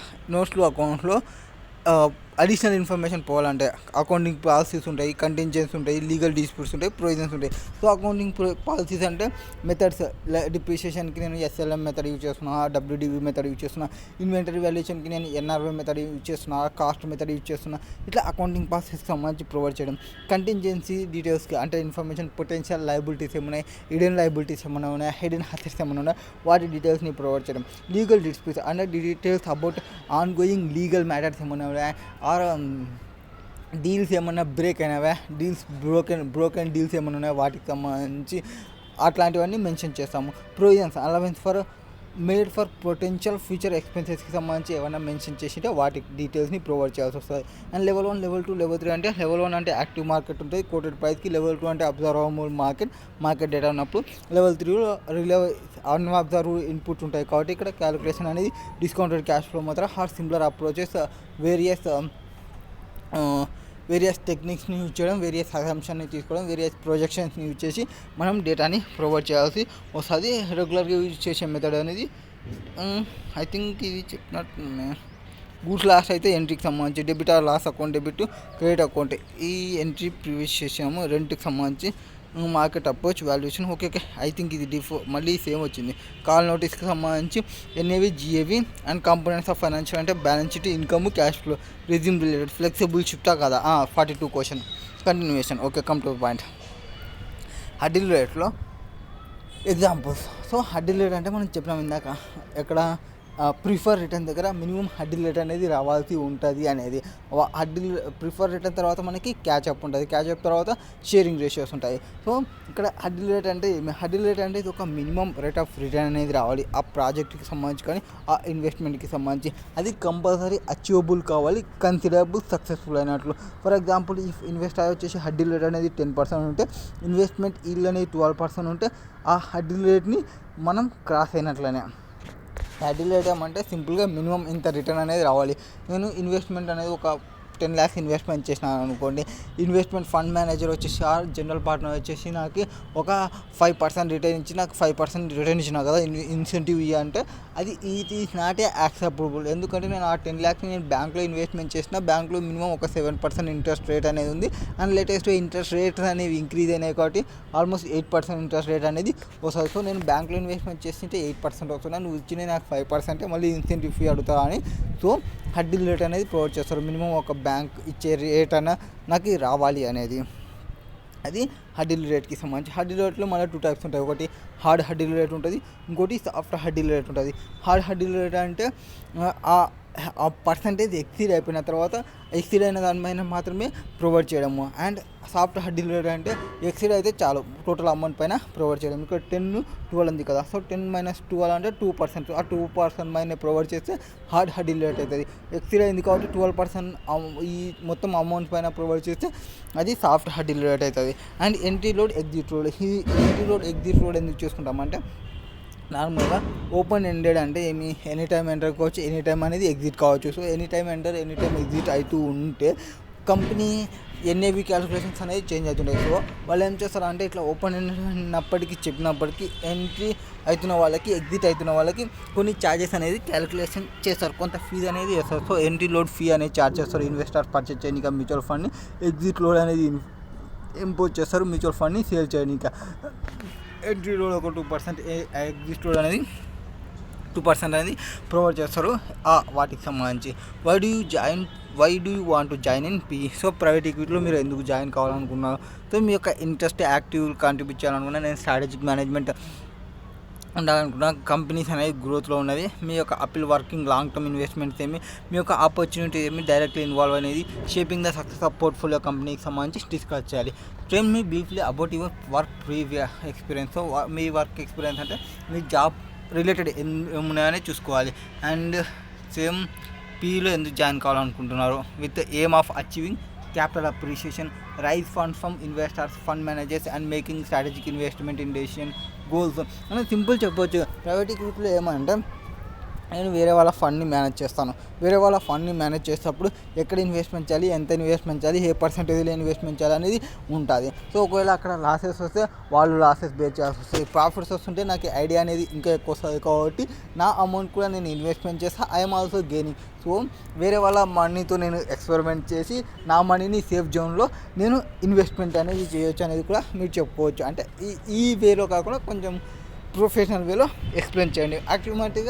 ఆటోమేటిక్గా అది చేసేది పీ ఫండ్స్ వాళ్ళు. సో ఎక్స్పెరిమెంట్కి ఫండ్స్ మొత్తం కలెక్ట్ చేసిన ఫండ్స్ని డిఫరెంట్ దానిలో పెట్టడము, అండ్ తర్వాత వాళ్ళ అమౌంట్ని కూడా తర్వాత ఇన్ఫ్యూజన్ చేయడం ఎక్కడైతే ప్రాఫిట్స్ ఎక్కువ వస్తున్నావో దాని ప్రకారంగా. నెక్స్ట్ మేనేజ్మెంట్ ఫీ అంటే ఏమి, ఇన్సెంటివ్ ఫీ అంటే ఏమి. మేనేజ్మెంట్ ఫీ అంటే సింపుల్, ఫీ అనేది ప్రతి ఒక్క ఇన్వెస్టర్ పే చేస్తే అది మేనేజ్మెంట్ ఫీ. ఏదానికి పే చేస్తారో వాళ్ళు ఇచ్చిన ఫండ్ని మేనేజ్ చేస్తుంటారు కాబట్టి మేనేజ్మెంట్ ఫీ అనేది తీసుకుంటారు. అండ్ ఇన్సెంటివ్ ఫీకి ఇంకొక నేమ్ ఏమంటే క్యారీడ్ ఇంట్రెస్ట్. ఇక్కడ ప్రాఫిట్ని షేర్ చేయడం అనమాట. ఫండ్ మేనేజర్కి receives once investor achieve a certain return, ఒక సర్టెన్ రిటర్న్ అంటే అబో హడిల్ రేట్ని క్రాస్ అయిన తర్వాత మనకి మన రిటర్న్ వస్తే ఆ రిటర్న్ పైన ఇన్సెంటివ్ అనేది ప్రొవైడ్ చేయడం ఇన్సెంటివ్ ఫీ అనేది. ఇన్సెంటివ్ ఫీ ఎందుకు ఇస్తారో, ఇన్సెంటివ్ ఫీ అనేది ఎక్కువ ఇస్తే ఆ జనరల్ పార్ట్నర్ అనేవాడు కొంచెం మోటివేట్ అవుతారు. మోటివేట్ అయితే మంచి రీసెర్చ్ టీమ్ని పెట్టుకుంటారు, మంచి వర్క్ చేయడానికి ఎంతూజియాజం చూపిస్తాడు. సో మంచి రిటర్న్స్ని, ఇంకా ఎక్కువ రిటర్న్స్ని తీసుకొని రావడానికి ట్రై చేస్తాడు. ఎప్పుడైతే ప్రాఫిట్ లింక్డ్ బేస్డ్ ఇన్కమ్ ఉందంటే ఆ ప్రాఫిట్ని ఎక్కువ తీసుకురావడానికి ట్రై చేస్తారు. సో అందుకే అతనికి ఇన్సెంటివ్ ఫీ అనేది పే చేస్తాం. ఇన్సెంటివ్ ఫీ అనేది మ్యాక్సిమం మనకి PE ఫండ్స్, హెడ్జ్ ఫండ్స్లో ఉంటుంది. అండ్ మీ మేనేజ్మెంట్ ఫీ అనేది అన్నిట్లో ఉంటుంది. మ్యూచువల్ ఫండ్లో కానీ, ప్రైవేట్ ఈక్విటీలో కానీ, హెడ్జ్ ఫండ్స్లో కంపల్సరీ అనేది ఉంటుంది. ఇక్కడ జీపీ అంటే ఎవరు, ఎల్పీ అంటే ఎవరు? జీపీ అంటే జనరల్ పార్ట్నర్, ఎల్పీ అంటే లిమిటెడ్ పార్ట్నర్. జీపీ అంటే జనరల్ పార్ట్నర్, ఎవరైతే మేనేజ్ చేస్తున్నారో ఫండ్ని వాళ్ళని జనరల్ పార్ట్నర్ అంటాము. ఎవరైతే ఇన్వెస్ట్మెంట్ డెసిషన్ని తీసుకుంటారో వాళ్ళనే జనరల్ పార్ట్నర్ అంటాము. లిమిటెడ్ పార్ట్నర్ అంటే ఎవరైతే క్యాపిటల్ని ఇస్తారో కంపెనీకి సంబంధించి ఇంత కమిట్మెంట్ అయితే ఇంత అమౌంట్ని ఇస్తా అంటాడో అది లిమిటెడ్ పార్ట్నరు. అండ్ ఇతను ఎటువంటి ఇన్వాల్వ్మెంట్ అనేది ఉండదు, జస్ట్ అమౌంట్ ఇచ్చేంత వరకే. అండ్ ఇక్కడ జీపీ ఎవరైతే పర్సన్ ఉంటారో అతను మేనేజ్మెంట్ ఫీని తీసుకుంటాడు అండ్ క్యారీడ్ ఇంట్రెస్ట్ని కూడా తీసుకుంటాడు. ఎల్పీ వచ్చేసి ఓన్లీ కాంట్రిబ్యూట్ చేయడానికి క్యాపిటల్ని, ఫండ్ ఏమన్నా ప్రాఫిట్ని షేర్ చేస్తే ఆ ప్రాఫిట్ని తీసుకోవడానికి మాత్రమే ఉంటాడు ఎల్పీ, లిమిటెడ్ పార్ట్నర్ అనేవాడు. నెక్స్ట్ ఇన్వెస్ట్మెంట్ స్ట్రాటజీస్ ఏముంటాయి? డిఫరెంట్ ఇన్వెస్ట్మెంట్ స్ట్రాటజీస్ ఉంటాయని చెప్పినాము. ఇన్వెస్ట్మెంట్ స్ట్రాటజీలో పీఈలో వచ్చేసి leverage buyout, growing capital, distressed debt or venture capital, macro strategies and fund of fund strategies, ఇంకా డిఫరెంట్ స్ట్రాటజీస్ అనేవి ఉంటాయి. సో ఈచ్ స్ట్రాటజీ యొక్క ఏమేమి, స్పెసిఫిక్ ఆబ్జెక్టివ్స్ ఏమి, అక్వైరింగ్ కంట్రోలింగ్ స్టేక్ ఏముంది, ఫోస్టరింగ్ గ్రోత్ ఏముంది, క్యాపిటలైజ్ డిస్ట్రెస్డ్ ఆపర్చునిటీస్ ఏముంది, వీటన్నిటిని బేస్ చేసుకుని వాళ్ళు స్ట్రాటజీకి వెళ్తారు. అండ్ జిఏవి అంటే ఏమి, ఎన్ఏవి అంటే ఏమి? సో జిఏవి అంటే మనం ఆల్రెడీ చెప్పినాం, total value of the fund అసెట్స్ని మనం జిఏవి అంటాము. అండ్ జిఏవి మైనస్ లయబిలిటీ చేస్తే ఎన్ఏవి వస్తుంది. అండ్ ఇక్కడ ఫండ్ వాల్యూని డిటర్మైన్ చేయడం కోసం వీటిని పీరియాడికల్గా చేస్తుంటారు, మంత్లీ కానీ క్వార్టర్లీ కానీ అండ్ ప్రొవైడ్ చేస్తుంటారు అక్యురేట్గా ఫైనాన్షియల్ స్నాప్షాట్ని. సైడ్ ప్యాకెట్ అంటే ఏమి? సైడ్ ప్యాకెట్ అంటే separate account with in PE ఫండ్స్లో ఏవైతే ఇల్లిక్విడ్ అసెట్స్ ఉంటావో, ఏవైతే సేల్ చేయడానికి హార్డ్ టు వాల్యూ ఉంటావో, అంటే ఒక అసెట్ చేయడం చాలా కష్టమని మనకు అనిపిస్తుందా, ఈ అసెట్ని సేల్ చేయడం చాలా కష్టమని అనిపించే అటువంటి అసెట్ని సపరేట్ చేయడమే. సపరేట్ చేసి సైడ్ ప్యాకెట్ అంటే ఇంకొక జోన్లో పెడితే, ఇంకొక ప్యాకెట్లో పెడితే, దట్ ఈ సైడ్ ప్యాకెటింగ్ అంటారు. They allow the fund manager to isolate and manage these assets separately, providing transparency and preventing cross subsidization among investors. So మన వాళ్ళ సపరేట్ చేయడం వల్ల అదొక కేటగిరీ అసెట్స్గా పెడితే అటువంటి కేటగిరీ అసెట్స్ అనేది ఇంక్రీజ్ అవుతుందంటే ఆ ఫండ్ అనేది ప్రాపర్గా వర్క్ చేయడం లేదు. అటువంటి కేటగిరీ అసెట్స్ అనేది తక్కువ ఉంటున్నాయంటే ఆ ఫండ్ అనేది మంచిగానే వర్క్ చేస్తుందని అర్థం. Next, how do you rate your in excel? So ఎక్సెల్లో మీరు రేటింగ్ ఎట్లా ఇచ్చుకుంటారు? 2 టమాటాలు ఇచ్చుకుంటావు, 3 టమాటాలు ఇచ్చుకుంటావు, 5 టమాటాలు ఇచ్చుకుంటావు, 5 స్టార్, 3 స్టార్, ఏ స్టార్ ఇచ్చుకుంటావు అనేది చెప్తారు. So provide and honesty self assessment, ఆ సెట్టింగ్ స్పెసిఫిక్ ఎక్సెల్ స్కిల్స్, ఏం ప్రాసెస్ చేసుకుంటారో, మీకు ఏమొచ్చు, బేసిక్ ఎక్సెల్ వచ్చా, అడ్వాన్స్ ఎక్సెల్ వచ్చా, హెచ్ లుక్అప్ వచ్చా, వి లుక్అప్ వచ్చా, అవుట్లుక్ వచ్చా, వీటి డిస్కషన్ అనేది చేసుకోవాలి. అండ్ ఫర్ ఇన్స్టెన్స్కి ప్రొఫెషనల్ డేటా అనాలిసిస్ ఏముంది, ఫైనాన్షియల్ మోడలింగ్ ఏముంది, అండ్ ఎనీ అడ్వాన్స్డ్ ఫంక్షన్స్ ఏమైనా కంఫర్టబుల్ ఉన్నారా మీరు, వాటికి సంబంధించి డిస్కషన్ అనేది చేయాలి. మీకు తెలిస్తే మెన్షన్ చేయండి, తెలియకపోతే మెన్షన్ చేయకండి. Next, what you know about Jira అంటే ఏమి? జీరా మీన్స్ ఇదొక project management tool developed by Atlassian. వీళ్ళు డెవలప్ చేసింటారు. జీరా అంటే ఒక ప్రాజెక్ట్ మేనేజ్మెంట్ టూల్, ఇది డెవలప్ చేసింటారు, అట్లాసియన్ వాళ్ళు డెవలప్ చేసినారు. So it is widely used for issue tracking, bug tracking, project management. So మనకి ఏమైనా ఇష్యూస్ ఏమైనా వస్తే ఆర్ బగ్స్ ఏమైనా వస్తే ప్రాజెక్ట్ మేనేజ్మెంట్ ఎట్లా చేయాలి, వీటన్నిటిని ట్రాక్ చేయడానికి యూజ్ చేసే టూల్ ఇది ఒక సాఫ్ట్వేర్ అనమాట. It provides features for agile project మేనేజ్మెంట్లో ఒక ఫీచర్ ఇది. అండ్ వాళ్ళ యొక్క టీమ్కి ప్లాన్ చేసుకోవడానికి అలో చేస్తుంది ఇది. allowing teams to plan, track and manage work efficiently. And any question for has. So వాళ్ళకి ఏమైనా క్వశ్చన్స్ అడగాలనుకుంటున్నా, మళ్ళీ క్వశ్చన్ అడగడం. సో మీరు ఏమైనా క్వశ్చన్స్ చేయాలనుకుంటే అబౌట్ కంపెనీ యొక్క కల్చర్, కంపెనీ యొక్క టీమ్ డైనమిక్స్, కంపెనీ యొక్క రీసెర్చ్ డెవలప్మెంట్స్ ఏమున్నాయి within the organisation, and మీ యొక్క జెన్యూనెస్, ఇంట్రెస్ట్ అండ్ పొజిషన్ పైన మీకు డిపెండ్ అయి ఉంటుంది మీరు అడిగే క్వశ్చన్ అనేది. Next, hurdle rate example. Hurdle rate అంటే మనం ఆల్రెడీ చెప్పినాం. ఐ థింక్ ఈ క్వశ్చన్స్ అన్నీ అయిపోయినట్టుని. Why you want to join in team, briefly work experience, about PE, management fee, GP and LP investment strategy discuss చేసినాము, side packet discussion చేసినాము, Excel చూసినాము, Jira. So Jira complete అయిపోయింది. Any questions for us? Next 68th question, why you left CA practice. So మీరు already ఒక CA అయ్యింది, CA practice పెట్టి 2 months 3 months పెట్టి 4 months తర్వాత ఆ సిఓపిని మళ్ళీ రిటర్న్ ఇచ్చేసింటే ఎందుకు మీరు ప్రాక్టీస్ని క్లోజ్ చేసి మళ్ళీ ఇందులోకి వస్తున్నారనే క్వశ్చన్ అడుగుతారు. సో మీరు ఇక్కడ హానెస్ట్ ఆన్సర్ అనేది ప్రొవైడ్ చేయాలి, పాజిటివ్ రెస్పాన్స్ అనేది ప్రొవైడ్ చేయాలి. For example, you could mention that while working in CA practice, you gained a valuable experience and skills, but you decided to explore new opportunity in the private equity to broaden your expertise and contribute to different aspects of the financial industry. So financial ఇండస్ట్రీలో నేను enter కావాలనుకున్నా, but practice అనేది కావడం లేదు, opportunity explore చేసుకోవడానికి రావడం లేదు అనేది మీరు మెన్షన్ చేయడం. What kind of work did you taking in CA practice. So మీరు సిఏ ప్రాక్టీస్లో ఉన్నప్పుడు ఎటువంటి వర్క్స్ అనేది తీసుకున్నారు అంటే మీరు జిఎస్టీ రిటర్న్స్ చేసినారా, ఇన్కమ్ ట్యాక్స్ రిటర్న్స్ చేసినారా, ట్యాక్స్ ఆడిట్ రిటర్న్స్ చేసినారా, ఆర్ఓసి ఫైలింగ్ చేసినారా, ఏ వర్క్ అయితే మీరు చేసింటారో ఆ సిఏ ప్రాక్టీస్లో ఆ వర్క్ని ప్రొవైడ్ చేయడం. అంటే audit engagement, tax complaints, financial statements, advisory services, project reports వేయడం, ఇట్లాంటి ఏ వర్క్ చేసింటే ఆ వర్క్ని ప్రొవైడ్ చేయండి. What are your daily routines in your current job. So current జాబ్లో మీకున్న రొటీన్స్ ఏమున్నాయి, outline our typical daily task, emphasizing how they align with the requirement of the role you are interviewing for. So mention the specific jobs related to financial analysis, reporting or decision making process. So daily routines ఏముంటాయంటే వాటికి mention చేయండి. And next many questions based on the above, వాటికి సంబంధించి అంటే detailed responses ఇవ్వండి. అంటే follow ups questions related to your CA ప్రాక్టీస్లో daily routines ఏమున్నాయి వాటికి సంబంధించి. And explain what FSLI are included in private equity fund financial statements. FSL financial statements legal items. So FSLI అంటే financial statement legal items. In private equity ఫండ్లో financial statement typically includes, ఏమి include అవుతాయి, about fund యొక్క legal structure ఉంటుంది, fund యొక్క terms ఉంటాయి, fund యొక్క conditions ఉంటాయి. సో ఫండ్ యొక్క legal structure, terms and conditions, fund ఎట్లా గవర్న్ చేస్తుంది ఫండ్స్ని, ఈ డీటెయిల్స్ అన్నీ ఉంటాయి అండ్ గవర్న్ చేసే. అండ్ ఇక్కడ management fee, carried interest and distribution, water fall arrangement, ఇవన్నీ డిస్కషన్ చేయాల్సి ఉంటుంది ఇందులో డిస్కషన్ చేసే టైంలో. How do you level 3 investments. So level 3 investments అంటే ఏమి, సో మనకి లెవెల్ 1, లెవెల్ 2, లెవెల్ 3 ఇన్వెస్ట్మెంట్స్ అనేది ఉంటుంది. సో లెవెల్ 1 అంటే మనకి ఈజీలీ అవైలబుల్ ప్రైస్ అనేది ఉంటుంది. సో ఆ ప్రైజ్ని తీసుకుంటే లెవెల్ 1 అవుతుంది. లెవెల్ 2 అంటే మనం ఏం చేసినాము, సిమిలర్ అసెట్ని తీసుకొని చేసేది. లెవెల్ 3 అంటే ఏమంటే ఇక్కడ సిమిలర్ అసెట్ అనేది ఉండదు, యాక్టివ్ మార్కెట్ అనేది ఉండదు. కాబట్టి మనం different assumption, different valuation, different టెక్నిక్స్ని యూజ్ చేసి ప్రొవైడ్ చేయాల్సి వస్తుంది. ఎందుకంటే మనకి అన్అబ్జర్వబుల్ డేటా అనేది అవైలబుల్ ఉండదు, సిమిలర్ డేటా అనేది ఉండదు. సో మనం డిఫరెంట్ టెక్నిక్స్లో డిస్కౌంటెడ్ క్యాష్ ఫ్లో మెథడ్ని యూజ్ చేయడము, ఆప్షన్ ప్రైజింగ్ మోడల్ని యూజ్ చేయడము, ఆర్ కంపేరబుల్ కంపెనీ అనాలిసిస్ని యూజ్ చేయడం అనేది జరుగుతుంది. సో ఇక్కడ వాల్యుయేషన్ ప్రాసెస్లో లెవెల్ 3లో ఇన్వెస్ట్మెంట్స్ అనేది కేర్ఫుల్ కన్సిడరేషన్ అనేది కావాలి. వేరియస్ ఫ్యాక్టర్కి సంబంధించి డిఫరెంట్ టైప్స్ ఆఫ్ మెథడ్స్ ఏమేమి ఇంక్లూడ్ అవుతుంది, discounted cash flow method. So discounted cash flow method, option pricing models or comparable company analysis models. So ఈ మోడల్స్ అన్ని ఇంక్లూడ్ అవుతాయి. Next life cycle of private equity. So private ఈక్విటీకి సంబంధించి life cycle ఏముంటుంది, life cycle of private equity typically involve fund formation ఉంటుంది. First ఫండ్ని ఫార్మేషన్ని చేయాలి, తర్వాత డీల్స్ని ఆర్గనైజేషన్ చేయాలి, తర్వాత ఇన్వెస్ట్మెంట్ చేయాలి. సో మనం డిస్కషన్ చేస్తే ఫస్ట్ ఇయర్ వచ్చేసి ఫండ్ని ఫార్మేషన్ చేయాలి, అమౌంట్ని తీసుకోవాలి. 1 to 4 years వచ్చి వాళ్ళ డీల్స్ తీసుకొని ఆర్గనైజేషన్ చేసి ఇన్వెస్ట్మెంట్ చేయాలి అనేది. తర్వాత నెక్స్ట్ ఇయర్స్ వచ్చేసి ఆపరేషన్ చేయాల్సి వస్తుందని చెప్పినాం. So active management of portfolio of companies ఉంటాయి.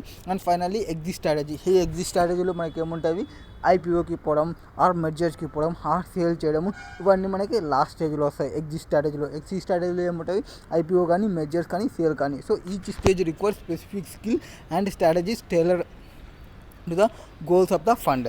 And what are the accounting principles. So accounting principles అంటే ఏమి, ఫండమెంటల్ గైడ్లైన్స్ అండ్ రూల్స్ ఏవైతే డిక్టేట్ చేస్తావో, ఫైనాన్షియల్ ట్రాన్సాక్షన్స్ని ఎట్లా రికార్డ్ చేయాలి, ట్రామ్రైజ్ చేయాలి అండ్ రిపోర్ట్ చేయాలి in the financial statement. So accounting principles అంటే ఏమి, మనకి ఈ going concern principle, matching principle and historical cost principle. So going concern, matching and historical, ఈ మూడు మన హిస్టారికల్ కాస్ట్, ఇవి ప్రిన్సిపల్స్ అనమాట, జనరల్ అకౌంటింగ్ ప్రిన్సిపల్స్. ఇక్కడ జనరల్గా మనకి అకౌంటింగ్ గోల్డెన్ రూల్స్ ఏమున్నాయి, వాటికి సంబంధించి record, summarise, analyse, preparation of financial statements అనేవి ఉంటాయి. వాటి కోసం మనము going concern, matching and historical principles అనేది యూజ్ చేస్తాము. అకౌంటింగ్ ఎస్టిమేట్స్ అంటే ఏమి? అకౌంటింగ్ ఎస్టిమేట్స్ అంటే అదొక అప్రాక్సిమేషన్ ఎవరైతే మేనేజ్మెంట్ వాళ్ళు ఉంటారో వాళ్ళు చేస్తారు. వెన్ ఫైనాన్షియల్ ట్రాన్సాక్షన్స్ అనేది అన్సర్టనిటీ ఉంటుందో ఆర్ వాళ్ళకి ఇక్కడ జడ్జిమెంట్ అనేది కావాల్సి వస్తుంది అకౌంటింగ్ ఎస్టిమేషన్ చేయడానికి. సో అప్రాక్సిమేషన్స్ అనేది మేనేజ్మెంట్ చేస్తే దాన్ని అకౌంటింగ్ ఎస్టిమేట్స్ అంటాము. ఎప్పుడైతే ఫైనాన్షియల్ ట్రాన్సాక్షన్లో అన్సర్టనిటీ ఉంటుందో ఆర్ జడ్జిమెంట్స్ రిక్వైర్స్ ఉంటావో అట్లాంటి కేసెస్లో అకౌంటింగ్ ఎస్టిమేట్స్ అనేది చేస్తారు. అండ్ ఎగ్జాంపుల్స్ ఏమేమి ఇంక్లూడ్ అయితే ఎస్టిమేటింగ్కి సంబంధించి యూజ్ఫుల్ లైఫ్ ఆఫ్ అసెట్స్ ఏముంది, డిప్రిషియేషన్కి సంబంధించి or assessing the allowance for doubtful accounts అంటే ప్రొవిజన్ ఫర్ డౌట్ఫుల్ డెట్స్ చేయడానికి డౌట్ఫుల్ అకౌంట్స్ ఏం ప్రొవైడ్ చేసి వాటికి సంబంధించి the in-depth question in IRR.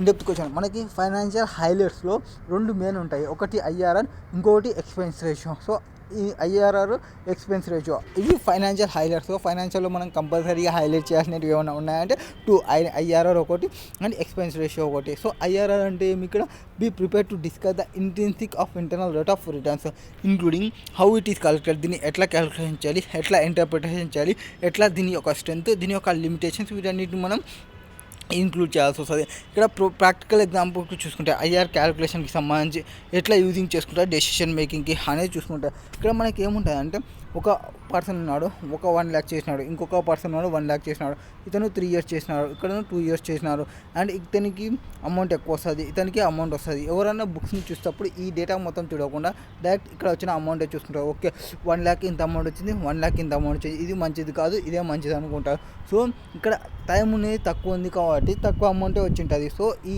అన్నిటికీ ఈ పర్సెంటేజ్ ఒక పర్సెంటేజ్ వస్తుంది, 10% వస్తుంది, ఇక్కడ 8% వస్తుంది, డిఫరెంట్ పర్సెంటేజ్ వస్తుంది. సో ఇక్కడ హై పర్సెంటేజ్ వచ్చింది, నేను ఇక్కడ ఇన్వెస్ట్మెంట్ చేస్తానంటే నువ్వు ఇక్కడ 3 years ఆగాలి అనేది మీకు తెలియదు, ఇక్కడ 2 years ఆగాలి అనేది మీకు తెలియదు. ఇప్పుడు మనకు టైం డిఫరెన్స్ అనేది ఉండడం వల్ల మీకు డిఫరెన్స్ వచ్చి ఉంటుంది. ఈ రెండింటికి ఒకటే టైంకి తీసుకొచ్చి ఒకటే పర్సెంటేజ్ని తీసుకొస్తే దాన్ని ఐఆర్ఆర్ అంటారు. ఒకవేళ దీన్ని 2 years పెట్టింటే ఎంత పర్సెంటేజ్ వస్తుంది, ఆర్ దీన్ని 3 yearsకి తీసుకొస్తే ఎంత పర్సెంటేజ్ వస్తుంది అనేది తీసుకొని రావడమే ఐఆర్ఆర్ అనమాట. సో డెసిషన్ మేకింగ్కి ఈజీ అవైలబుల్కి ఒకటే పర్సెంటేజ్ని తీసుకొని రాస్తే మనకి IRR internal rate of return అవుతుంది. నెక్స్ట్ మేనేజ్మెంట్ ఫీ ఉంటుంది, వీటిని ఎట్లా పే చేయాలి అండ్ ఈ ఎల్పీకి కానీ లిమిటెడ్ పార్ట్నర్కి ఆ జనరల్ పార్ట్నర్కి ఎట్లా చేయాలి, ఓన్లీ లిమిటెడ్ పార్ట్నర్కి పే చేస్తాం అనేది క్వశ్చన్. సో మేనేజ్మెంట్ ఫీ అనేది క్యాలిక్యులేషన్ అనేది ఒక పర్సంటేజ్ బేస్లో క్యాలిక్యులేషన్ చేస్తాము. పీఈలో అంటే ప్రైవేట్ ఈక్విటీలో అంటే మనం ఫండ్ కమిట్మెంట్ క్యాపిటల్ పైన క్యాలిక్యులేషన్ అనేది చేస్తాము. ఈ ఫీ అనేది పే చేసేది limited partners and or generally distributed to general partners. ఎవరు పే చేస్తారు? లిమిటెడ్ పార్ట్నర్స్ పే చేస్తారు. ఎవరికి పే చేస్తారు? జనరల్ పార్ట్నర్కి పే చేస్తారు. ఎవరు డిస్ట్రిబ్యూషన్ తీసుకుంటారు అంటే జనరల్ పార్ట్నర్ రిసీవ్ చేసుకుంటారు, లిమిటెడ్ పార్ట్నర్స్ పే చేస్తారు. రెగ్యులర్ కేసెస్లో ఆఫ్టర్ క్వార్టర్లీ బేసిస్లో పేమెంట్ అనేది ఉంటుంది. So ensure elaborate specific fee structure అనేది ఉంటుంది ప్రైవేట్ ఈక్విటీలో మనము ఫీ అనేది క్యాలిక్యులేషన్ వచ్చేసి కమిట్మెంట్ బేస్ పైన తీసుకుంటాము. ఎందుకంటే ఎన్ఏవి అనేది నెగిటివ్ వచ్చే ఛాన్స్ ఉంటుంది, ఎన్ఏవి 0 వచ్చే ఛాన్స్ ఉంటుంది. ఎందుకంటే వాళ్ళు ఫస్ట్ ఇయర్లో టోటల్ క్యాపిటల్ అనేది తీసుకోవాలి, జస్ట్ కమిట్మెంట్ ఒకటే తీసుకుంటారు. ఫుల్ క్యాపిటల్ వచ్చేసి first year 20%, second year 20%, third year ఒక 30%, అట్లా డిఫరెంట్ ఇయర్స్లో ఒక ఫస్ట్ 4 years వరకు క్యాపిటల్ తీసుకుంటూనే ఉంటారు. కాబట్టి వాళ్ళకి ఫస్ట్ ఇయర్స్లో ఎన్ఏవి అనేది ప్రాపర్గా ఉండదు. అందుకే ఎన్ఏవి పైన క్యాలిక్యులేషన్ అనేది ఉండదు. Only mutual funds and hedge ఫండ్స్లో ఎన్ఏవి పైన క్యాలిక్యులేషన్ చేస్తారు ఫీజెస్ అమౌంట్ని. బట్ ప్రైవేట్ ఈక్విటీలో మ్యాక్సిమం క్యాపిటల్ కమిట్మెంట్ పైన క్యాలిక్యులేషన్ చేస్తారు. ఇక డిఫరెంట్ మెథడ్స్ అనేది కూడా ఉంటాయి. స్విచ్ మెథడ్ అనేది కూడా ఉంటుంది. ఒక 5 years కమిట్మెంట్, తర్వాత 5 years వచ్చేసి ఎన్ఏవి పైన క్యాలిక్యులేషన్ చేయడం అనేది. నెక్స్ట్ ఒక ఫైర్ అనేది బ్రోక్ అయింది బ్యాలెన్స్ షీట్ డేట్కి, కంపెనీకి సంబంధించి ప్రైవేట్ ఈక్విటీ ఇన్వెస్ట్మెంట్కి ట్రీట్మెంట్ ఎట్లుంటుంది అనేది కేసు. ఇక్కడ ఫైర్ బ్రోకౌట్. సో ట్రీట్మెంట్ అనేది depends on the impact of the fire. So ఆ ఫైర్ జరగడం వల్ల ఇంపాక్ట్ ఏమొచ్చింది on the company's financial position వాటి ప్రకారం ఉంటుంది. If it is significant event అయితే అండ్ మేబీ ట్రిగ్గర్ అడ్జస్ట్మెంట్స్ ఏమైనా వస్తే ఫైనాన్షియల్ స్టేట్మెంట్లో చేయాల్సినవి ఇంపేర్మెంట్ రికగ్నైజింగ్ చేయాలి, ఇంపేర్మెంట్ని లాసెస్ని అండ్ స్పెసిఫిక్ అకౌంటింగ్ ట్రీట్మెంట్లో అప్లికబుల్ అకౌంటింగ్ స్టాండర్డ్స్ ఏమి, అప్లికబుల్ ప్రిన్సిపల్స్ ఏమి, వీటన్నిటిని మనం డిస్కస్ చేయాల్సి వస్తుంది. సో ఒక ఫైర్ బ్రోక్ అయిందన్నప్పటికీ మీరు ఫైర్ ఎంట్రీ డెబిట్ చేయాలి, లాస్ని డెబిట్ చేయాలి, to cash or bank debit చేయాలి, ఇట్లా చెప్పకూడదు. సో సిగ్నిఫికెంట్ ఏం జరిగింది, ఇంపాక్ట్ ఏం జరిగింది, స్పెసిఫిక్ ట్రీట్మెంట్ ఏమి, అప్లికబుల్ అకౌంటింగ్ స్టాండర్డ్స్ ఏమి, ప్రిన్సిపల్స్ ఏమి, ఆ డీటెయిల్స్ మీకు తెలుగుతూ ఎంట్రీస్ అనేది చెప్పాలి. నెక్స్ట్ మేనేజ్మెంట్ ఫీ చేస్తే వాటికి సంబంధించి ఎంట్రీ ఏముంటుంది, మేనేజ్మెంట్ ఫీ అనేది బేస్డ్ ఆన్ పర్సంటేజ్ పైన క్యాలిక్యులేషన్ పర్సంటేజ్ ఉంటుంది ఒక ఫండ్ కమిట్మెంట్ క్యాపిటల్ పైన. ఫర్ ఎగ్జాంపుల్ 2% అనుకోండి, management fee account debit that is 2% and committed capital పైన ఉంటుంది. ఒక 1 million అనుకుంటే 1 million పైన 2%. So management fee expenses account debit to cash account. Management fee expenses అనేది ఇన్కమ్ స్టేట్మెంట్కి పోతుంది. క్యాష్ ఆర్ అకౌంట్ పేయబుల్ అనేది అకౌంట్ పేయబుల్ ఎప్పుడైతే అమౌంట్ అనేది ఇమ్మీడియట్లీ పే చేయకుంటే అది బ్యాలెన్స్ షీట్ని ఎఫెక్ట్ చేస్తుంది. Pick any transaction of your choice and prepare financial statements. So ఇక్కడ ఎక్స్ప్లెనేషన్స్ అంటే ఫైనాన్షియల్ స్టేట్మెంట్లో ఇంక్లూడ్ చేసేటివి, బ్యాలెన్స్ షీట్లో ఇంక్లూడ్ చేసేటివి, ఇన్కమ్ స్టేట్లో ఇంక్లూడ్ చేసేటివి. ఫైనాన్షియల్ స్టేట్మెంట్లో ఏమేమి ఇంక్లూడ్ అవుతాయి మనకి balance sheet, income statement, cash flow statement ఇవి మెయిన్ మనకి ఇన్క్లూడ్ అవుతాయి. ఫర్ ఎగ్జాంపుల్ మీరు ఒక పర్చేజ్ చేసినారు అనుకోండి, ఇన్వెంటరీ పర్చేజ్ చేసినారు ఆర్ సోల్ చేసినారు ఒక 80,000కి. ఇప్పుడు డ్యూరింగ్ ద పీరియడ్లో ఫైనాన్షియల్ స్టేట్మెంట్ అనేది రిఫ్లెక్ట్ అవుతుంది. Changes in assets, liability and ఈక్విటీలో చేంజ్ అవుతుందా? ఎస్, చేంజ్ అవుతాయి. ఎట్లా చేంజ్ అవుతాయి? పర్చేజ్ చేసినారు, సో ఇన్వెంటరీ పర్చేజ్ చేసినారు, పర్చేజ్లో అంటే పిఎన్ఎల్కి పోతుంది పర్చేజ్ అనేది. ఇన్వెంటరీ అంటే మనకి బ్యాలెన్స్ ట్రేడింగ్ అకౌంట్లో క్రెడిట్ సైడ్ వస్తుంది అండ్ ఆ బ్యాలెన్స్ షీట్లో అసెట్ సైడ్ వస్తుంది. అది ఇంకా సేల్ చేయకుండా ఉంటే అండ్ మనం పర్చేజ్ చేసినాము, ఓకే పర్చేజ్ సైడ్ వస్తుంది. సేల్ చేసినాము, సేల్ సైడ్ అయిపోతుంది, ప్రాఫిట్ వస్తుంది. ఆ ప్రాఫిట్ అనేది మనకి ఎక్కడ పోతుంది? ఈక్విటీకి వస్తుంది. అండ్ వాటికి క్యాష్ అమౌంట్ ఎక్కడ వస్తుంది? బ్యాలెన్స్ షీట్లో అసెట్ సైడ్ వస్తుంది. సో ఇంపాక్ట్ అనేది కంపల్సరీ అనేది ఉంటుంది. చేంజ్ అవుతాయి అసెట్స్, లయబిలిటీస్ అండ్ ఈక్విటీ కూడా అసెట్ అవుతుంది. సో ఒక ఎగ్జాంపుల్ చెప్పమంటే పర్చేజ్ చేసినాం ఇన్వెంటరీని ఆర్ సోల్ చేసినాం ఇన్వెంటరీని అని చెప్పొచ్చు.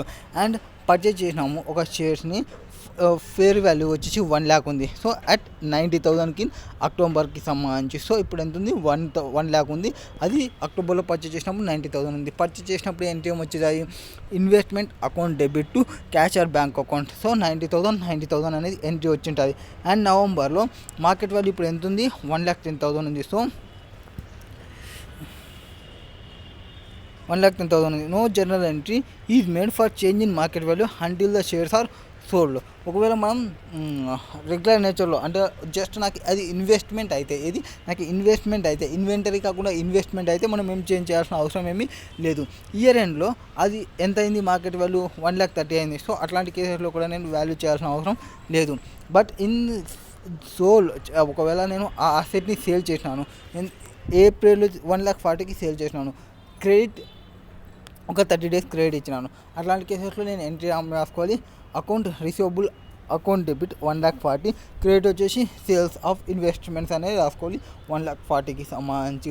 అండ్ ఆఫ్టర్ డేట్ తర్వాత ఆ అకౌంట్ రిసీవబుల్ అనేది నాకు వస్తుంది కాబట్టి, అమౌంట్ వస్తుంది కాబట్టి, అకౌంట్ రిసీవబుల్ నుంచి ఇంకేమన్నా అడిషనల్ ఇన్కమ్ తీసుకుంటే, ఎందుకు ఒక 1,40,000 ఒక 1 month టైం ఇచ్చినందుకు ఒక 10,000 ఎక్స్ట్రా తీసుకుంటుంటే account receivable account debit interest income అనేది రాసుకోవాలి. సో టోటల్ నాకు అమౌంట్ వస్తున్నప్పుడు debit what comes in cash is coming. So cash account debit 1,48,000 to debit I think 10,000 తీసుకున్నా, 1,48,000 తీసుకున్నా. ఓకే యాక్చువల్గా నాకు 1,50,000 రావాలి, బట్ ఏమంటే 1,48,000 తీసుకుంటున్నా. అంటే మళ్ళీ ఇంట్రెస్ట్ ఇన్కమ్ అనేది డెబిట్ చేయాలి. ఇందాక 10,000 వచ్చేసి క్రెడిట్ చేసినా కాబట్టి ఇప్పుడు 2,000ని తీసేయాలి కాబట్టి 2,000ని తీసేస్తున్నాను. అండ్ నాకు వచ్చిన అమౌంట్ ఎంత? 1,50,000గా ఎంట్రీ ఇన్కమ్ రిసీవబుల్ని మనం క్రెడిట్ చేయాలి. Next explain about each notes to accounts. So notes to accounts ఏముంటాయో చెప్పినాం మనము. Accounting policies, contingencies, significant account judgement, explanations, various line ఐటమ్స్కి సంబంధించి ఉంటుంది. అకౌంటింగ్ పాలసీస్ అంటే చెప్పినాము మనం, కంటింజెన్స్ అంటే చెప్పినాము, సిగ్నిఫికెంట్ అకౌంటింగ్ జడ్జిమెంట్ చెప్పినాము, ఎక్స్ప్లెనేషన్ చెప్పినాము. లెవెల్ 1, లెవెల్ 2, లెవెల్ 3 ఇవి హైరార్కీ ఆఫ్ ఫేర్ వాల్యూ అని చెప్పినాము. లెవెల్ 1 అయితే కోటెడ్ ప్రైజెస్ ఉంటాయి, లెవెల్ 2 అయితే సిమిలర్ అసెట్ ఉంటాయి, లెవెల్ 3లో వచ్చేసి మనకు అన్అబ్జర్వబుల్ ఇన్పుట్స్ అనేది ఉండవు కాబట్టి మనము వేరియస్ టెక్నిక్స్ని, వాల్యుయేషన్స్ని, అజంప్షన్స్ని, ప్రొజెక్షన్ని యూజ్ చేస్తామని చెప్పినాము.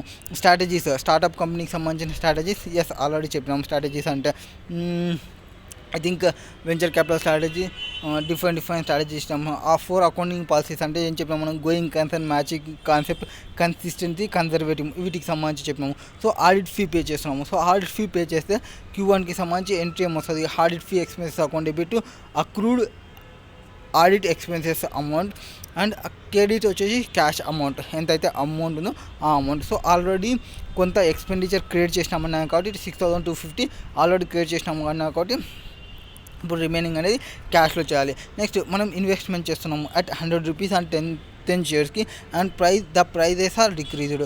ఇన్వెస్ట్మెంట్ చేసిన దానికి ప్రైస్ డిక్రీజ్ అయింది. సో ఈ ప్రైస్ అనేది డిక్రీజ్ అయితే investment market value will decline and no general entry will be recorded until the shares are sold చేసేంత వరకు.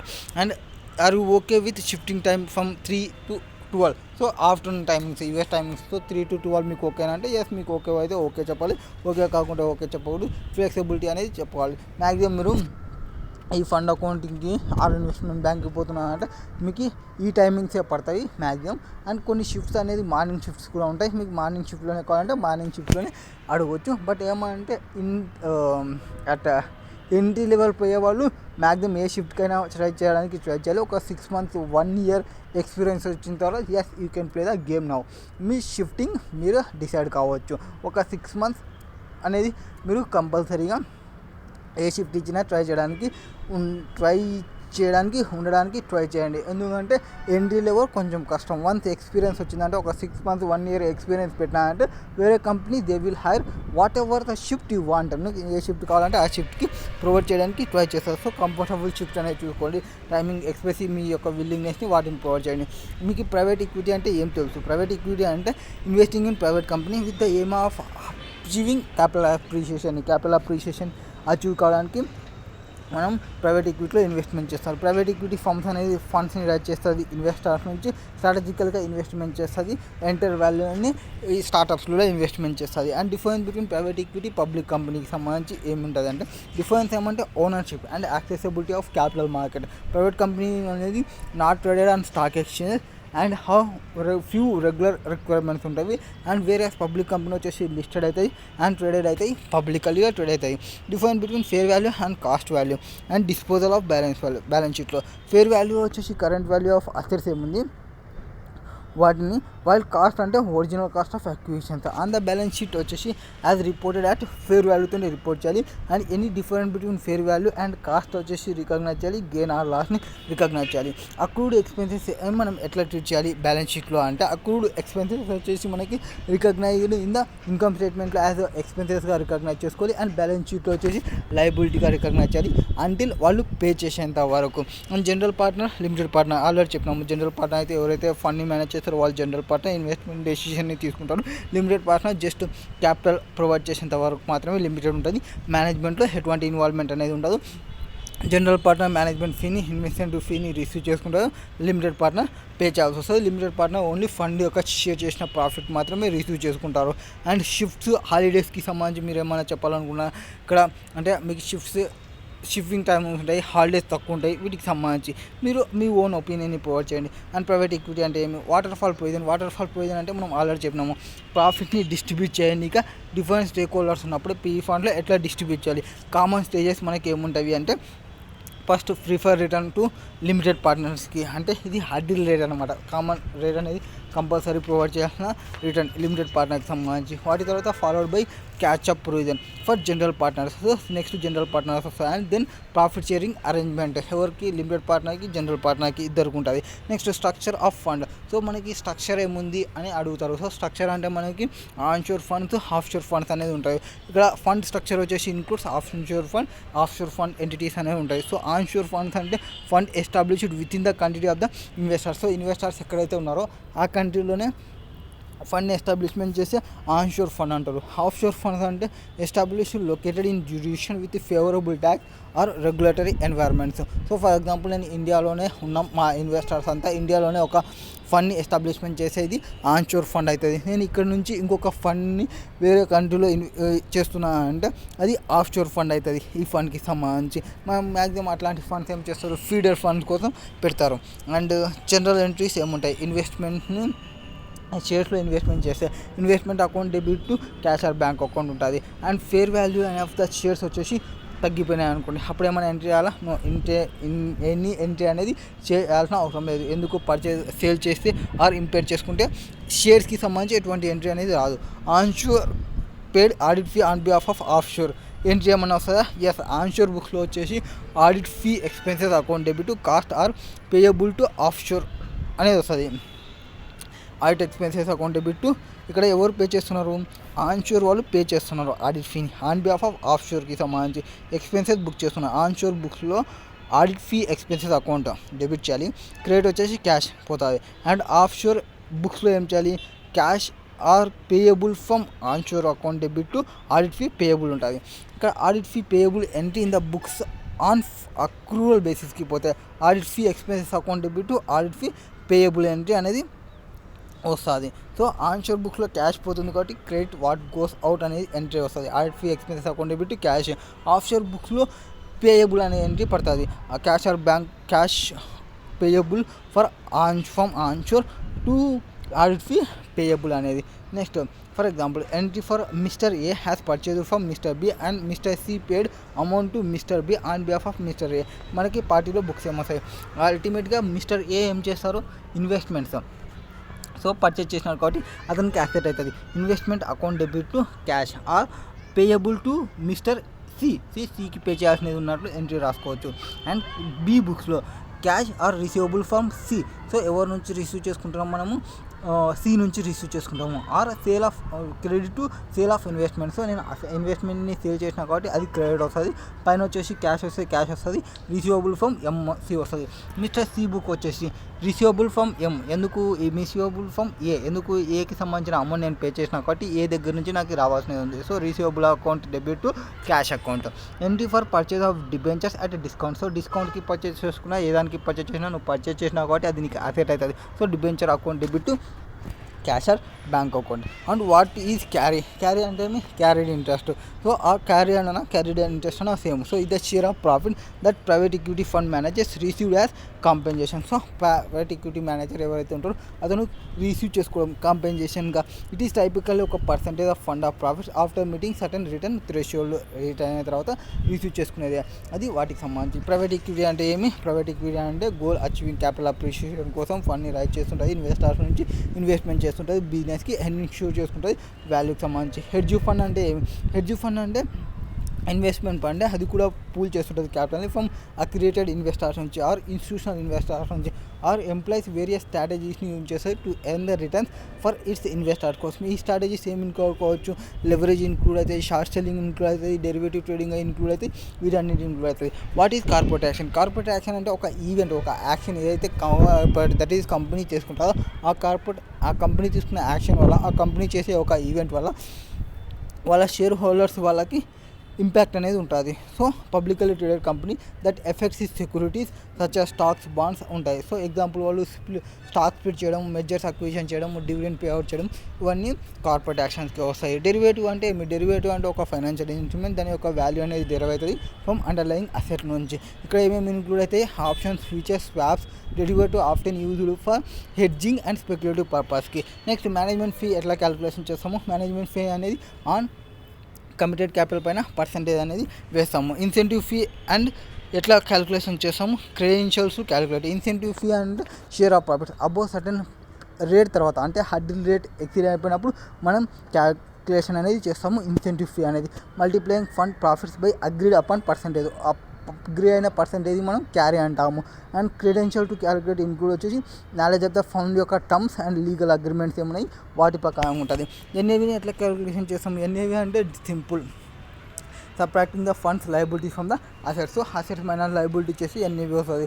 ఇది after express per share basis కూడా మనకి ఎక్స్ప్రెస్ చేస్తారు ఈ ఎన్ఏవిని. అండ్ టోటల్ ఫార్మ్లో వచ్చేసి total assets minus total liabilities divided by number of shares outstanding అనేది చూసాం. హెడ్జ్ ఫండ్లో ఉండే స్ట్రాటజీస్ ఏముంటాయి, డిఫరెంట్ స్ట్రాటజీస్ అంటే widely used in long or short equity or macroeconomic investment or event driven strategies or quantitative strategies. ఇవన్నీ hedge ఫండ్స్లో వచ్చే strategies. So choice of strategy depends on the fund goals and market conditions it aims to navigate. And ఇక్కడ long and short strategy అంటే ఏమి, long strategy అంటే buying an asset with expectation that his value will increase over a time. So long టర్మ్లో ఈ యొక్క asset యొక్క value అనేది increase అవుతుంది అన్న అసంప్షన్తో ఒక అసెట్ని బై చేస్తే అది లాంగ్ స్ట్రాటజీ అవుతుంది. So buying shares in anticipation of the price rising. And short strategy అంటే ఏమి, సెల్లింగ్ చేయడం ఒక అసెట్ని with the expectation that share price is willing to decrease. So దీని యొక్క అసెట్ యొక్క వాల్యూ అనేది డిక్రీజ్ అవుతుంది. సో ఈరోజు నాకు ఎక్కువ ఉంది కాబట్టి దీన్ని సెల్ చేయడము, అండ్ ఫ్యూచర్లో నాకు కావాలనుకున్నప్పుడు తక్కువనే దొరుకుతుంది కాబట్టి తక్కువలో నేను పర్చేస్ చేసుకుంటా అని షార్ట్ సెల్లింగ్ అంటారు. సో ఇక్కడ కావాలనుకుంటే బారోయింగ్ కూడా తీసుకుంటారు అసెట్ని అండ్ సెల్ చేస్తారు కరెంట్ ప్రైస్కి అండ్ బై చేస్తారు లేటర్గా లోయర్ ప్రైస్కి. అది షార్ట్ స్ట్రాటజీ. అండ్ హెడ్జింగ్ అంటే ఇది ఒక రిస్క్ మేనేజ్మెంట్ స్ట్రాటజీ. ఆఫ్సెట్ చేస్తారు పొటెన్షియల్ లాసెస్ని in the value of asset. So hedging అంటే ఏమి, ఇది ఒక రిస్క్ మేనేజ్మెంట్ స్ట్రాటజీ. ఈ రిస్క్ మేనేజ్మెంట్ స్ట్రాటజీ ఏం చేస్తుంది, ఆఫ్సెట్ చేస్తుంది. మనకు వచ్చే పొటెన్షియల్ లాసెస్ ఏమున్నాయి వాల్యూ ఆఫ్ అసెట్లో పొటెన్షియల్ లాసెస్ని ఆఫ్సెట్ చేస్తే దాన్ని మనం ఒక స్ట్రాటజీ అంటాము. ఆ స్ట్రాటజీ పేరే హెడ్జింగ్ స్ట్రాటజీ అనమాట. ఫర్ ఎగ్జాంపుల్ ఒక company may use financial instruments like options, futures ఎందుకోసం to protect the against adverse price movement. So adverse price మూవ్మెంట్ని ప్రొటెక్షన్ చేసుకోవడానికి ఈ ఆప్షన్స్ని, ఫ్యూచర్స్ని యూజ్ చేయడమే ఈ హెడ్జింగ్ స్ట్రాటజీ అనుకోవచ్చు. Different between features and options. So features అంటే ఏమి, ఆప్షన్స్ అంటే ఏమి. సో ఫీచర్స్ అంటే ఆబ్లిగేషన్ ఉంటుంది ఎవరికి, బయ్యర్కి కానీ సెల్లర్కి కానీ, టు పర్చేజ్కి కానీ సెల్కి కానీ, దట్ ఆ asset at pre determined price on the specified future డేట్లో. ఆప్షన్లో ఏమంటే బయ్యర్ వచ్చేసి రైట్ని తీసుకుంటారు బట్ నాట్ అబ్లిగేషన్. బైకి ఆర్ సెల్కి the asset at pre determined price with a specified టైంలో. సో ఫ్యూచర్స్లో అప్లికేషన్ వస్తుంది బట్ ఆప్షన్స్లో జస్ట్ రైట్ అని వస్తుంది but not the application. Difference between forward and future. So ఫార్వర్డ్లో ఫ్యూచర్లో డిఫరెన్స్ ఏముంటుంది, ఫార్వర్డ్లో వచ్చేసి మనం కస్టమైజ్డ్ కాంటాక్ట్ని తీసుకోవచ్చు, ఫ్యూచర్లో స్టాండర్డ్ కాంటాక్ట్స్ ఉంటాయి. ఫార్వర్డ్లో వచ్చేసి నాకు ఇన్ని కాంటాక్ట్స్ కావాలనేది మనం మాట్లాడుకోవచ్చు బిట్వీన్ టూ పార్టీస్లో. నేను ఇన్ని బై చేయాలనుకుంటున్నా, ఇన్ని సేల్ చేయాలనుకుంటున్నా ఫ్యూచర్ డేట్కి అట్ నెగోషియేటెడ్ ప్రైస్లో. అండ్ ఫ్యూచర్లో ఏమంటే స్టాండర్డ్ కాంటాక్ట్స్ ఉంటాయి. స్టాక్ ఎక్స్చేంజ్లో ఎంతైతే లాట్ పెట్టిందో, ఒక 30 లాట్ పెడితే 30 లాట్ పర్చేజ్ చేయాలి, 50 లాట్ అంటే 50 లాట్స్ అనేది పర్చేజ్ చేయాల్సి వస్తుంది. సో విత్ అబ్లిగేషన్ అనేది బయింగ్ అండ్ సెల్లింగ్ ఉంటుంది, ప్రీ డిటర్మైన్డ్ ప్రైస్ ఉంటుంది ఆన్ ద స్పెసిఫైడ్ ఫ్యూచర్ డేట్లో. మాస్టర్ ఫీడర్ స్ట్రక్చర్ ఏముంటుంది, సో మాస్టర్ అంటే ఏమి, ఫీడర్ అంటే ఏమి. ఇక్కడ మాస్టర్ ఫీడర్ స్ట్రక్చర్ అంటే commonly in the hedge funds ఇండస్ట్రీలో it involves having one main fund అనేది ఒకటి ఉంటుంది, దట్ ఈస్ దాన్ని మనం మాస్టర్ ఫండ్ అంటాము. అండ్ అది కండక్ట్ చేస్తుంది ఆల్ ట్రేడింగ్ యాక్టివిటీస్ని అండ్ అదర్ ఫండ్స్ అనేది ఉంటుంది. అవి ఫీడర్ ఫండ్ ఉంటుంది. ఈ ఫీడర్ ఫండ్స్ ఏం చేస్తుంటాయి, క్యాపిటల్ని పూల్ చేస్తుంటాయి. ఆ పూల్ చేసిన క్యాపిటల్ని ఫీడ్ చేస్తాయి మాస్టర్కి. Invest in master fund to gain the exposure in it's traders. So ఎవరైతే మెయిన్ పర్సన్ ఒక పర్సన్ ఉంటాడు, ఇతను మొత్తం యాక్టివిటీస్ చేస్తుంటాడు, ట్రేడింగ్, బయింగ్ యాక్టివిటీస్ ఇవన్నీ చేస్తుంటాడు. ఇంకొక పర్సన్ కూడా ఉంటాడు. ఈ పర్సన్ ఏం చేస్తున్నాడు అంటే ఇది చిన్న ఇన్వెస్టర్స్, వీళ్ళ ఈ హై నెట్వర్క్ పర్సన్స్ ఎవరు ఉన్నారో వీళ్ళని ఐడెంటిఫై చేసి వీళ్ళ దగ్గర నుంచి అమౌంట్ని తీసుకొని ఈ అమౌంట్ని తీసుకొచ్చి ఇతనికి ఇస్తుంటే ఇతను ఇన్వెస్ట్మెంట్ చేస్తుంటాడు. ఇన్వెస్ట్మెంట్ చేసి ప్రాఫిట్ని తీసుకొస్తారు. ఈ ప్రాఫిట్ని ఇతనికి సేల్ చేస్తే ఈ ప్రాఫిట్ని మళ్ళీ వీళ్ళకి సేల్ చేసుకుంటూ ఉంటారు. వీళ్ళు మాస్టర్ ఫీడర్ ఫండ్స్కి సంబంధించి. అండ్ మాస్టర్ని మనం ఆన్షోర్ ఫండ్స్ అనవచ్చు, ఫీడర్స్ని మనం ఆఫ్షోర్ ఫండ్స్ కూడా అనొచ్చు. నెక్స్ట్ ఫైనాన్షియల్ స్టేట్మెంట్లో ఏముంటుందని చెప్పినాము, balance sheet, income statement, cash flow statement and comprehensive view అనేది ప్రొవైడ్ చేస్తుంది కంపెనీ యొక్క ఫైనాన్షియల్ హెల్త్ని. క్రిస్టలైజేషన్ అంటే is finance often refer to point at which the gain or loss of an investment becomes realised or usually triggered by the specific. Crystallisation అంటే simple. For example ఒక fund అనేది launch చేసినాము. So fund launch చేసినాము, నేను interest అనేది pay చేస్తా అని చెప్పింటుంది. So interest నేను ఎట్లా పే చేస్తా అని ఒక సెమీ యాన్యువల్లీ నేను పే చేస్తాను అనుకోని. సో సెమీ యాన్యువల్ అంటే 30 జూన్కి వస్తుంది, దాని తర్వాత 31 డిసెంబర్ వస్తుంది. సో ఇట్లా నేను ఏదైతే డేట్ని స్పెసిఫై చేస్తానో ఈ డేట్స్ వచ్చేసి నాకు క్రిస్టలైజేషన్ డేట్స్ అయితే. So realised user triggered specific point or action. So specific point 30 జూన్కి ఒకసారి, 31 జూలైకి ఒకసారి, 31 డిసెంబర్కి ఒకసారి. సో సెమీ యాన్యువల్లీ అంటే దీన్ని మనం క్రిస్టలైజేషన్ అంటాము. నెక్స్ట్ హై వాటర్ మార్క్ అంటే highest peak in value that and investment fund. So investment చేసిన ఫండ్ అనేది సర్టెన్ హైయెస్ట్ పొజిషన్కి రీచ్ కావడం, అంటే ఈ క్రిస్టలైజేషన్లో రీచ్ పొజిషన్కి రీచ్ కావడం, అప్పుడే మనకి పర్ఫార్మెన్స్ ఫీ అనేది క్యాలిక్యులేషన్ చేస్తాడు బేస్డ్ ఆన్ ఆ హై మార్క్ని రీచ్ అయితేనే, హై వాటర్ మార్క్ని రీచ్ అవుతున్నాయి. సో నేను ఇన్వెస్ట్మెంట్ అనేది 100 చేశాను, ఈ 30 జూన్కి నాకు 150 వచ్చింది. సో ఇప్పుడు హై వాటర్ మార్క్ వచ్చింది, నేను ఇక్కడ క్యాలిక్యులేషన్ అనేది చేస్తాను. సో ఇన్ మిడిల్లో జరిగే చేంజెస్ని నేను కన్సిడర్ చేసుకోను. నెక్స్ట్ వాటర్ ఫాల్ పొజిషన్ అంటే నేను ఆల్రెడీ చెప్పినాను, హైరార్కీ ఆఫ్ క్యాష్ ఫ్లోస్కి సంబంధించి ఇక్కడ 3 ఉంటాయి. ప్రిఫర్డ్ రిటర్న్ టు ఇన్వెస్టర్స్ ఉంటాయి, క్యాచ్అప్ ప్రొవిజన్స్ ఉంటాయి ఫండ్ మేనేజర్కి, ప్రాఫిట్ షేరింగ్ ఉంటుంది అమంగ్ ఇన్వెస్టర్స్ అండ్ మేనేజర్కి అని చెప్పొచ్చు. గోల్డెన్ రూల్స్ ఆఫ్ అకౌంటింగ్ ఏం చెప్పినాము, debit what comes in, credit what goes out, and debit the receiver, credit the giver, and debit all expenses, losses, credit all incomes and gains. And general entries మనం prepaid ఎంట్రీస్కి prepaid రెంట్కి సంబంధించి entry రాయమంటే prepaid rent account debit cash or bank అని రావచ్చు. కస్టోడియన్కి సంబంధించి custodian fee pay చేస్తే వాటికి ఎంట్రీ రాయాలంటే custodian fee expenses account debit cash or bank account.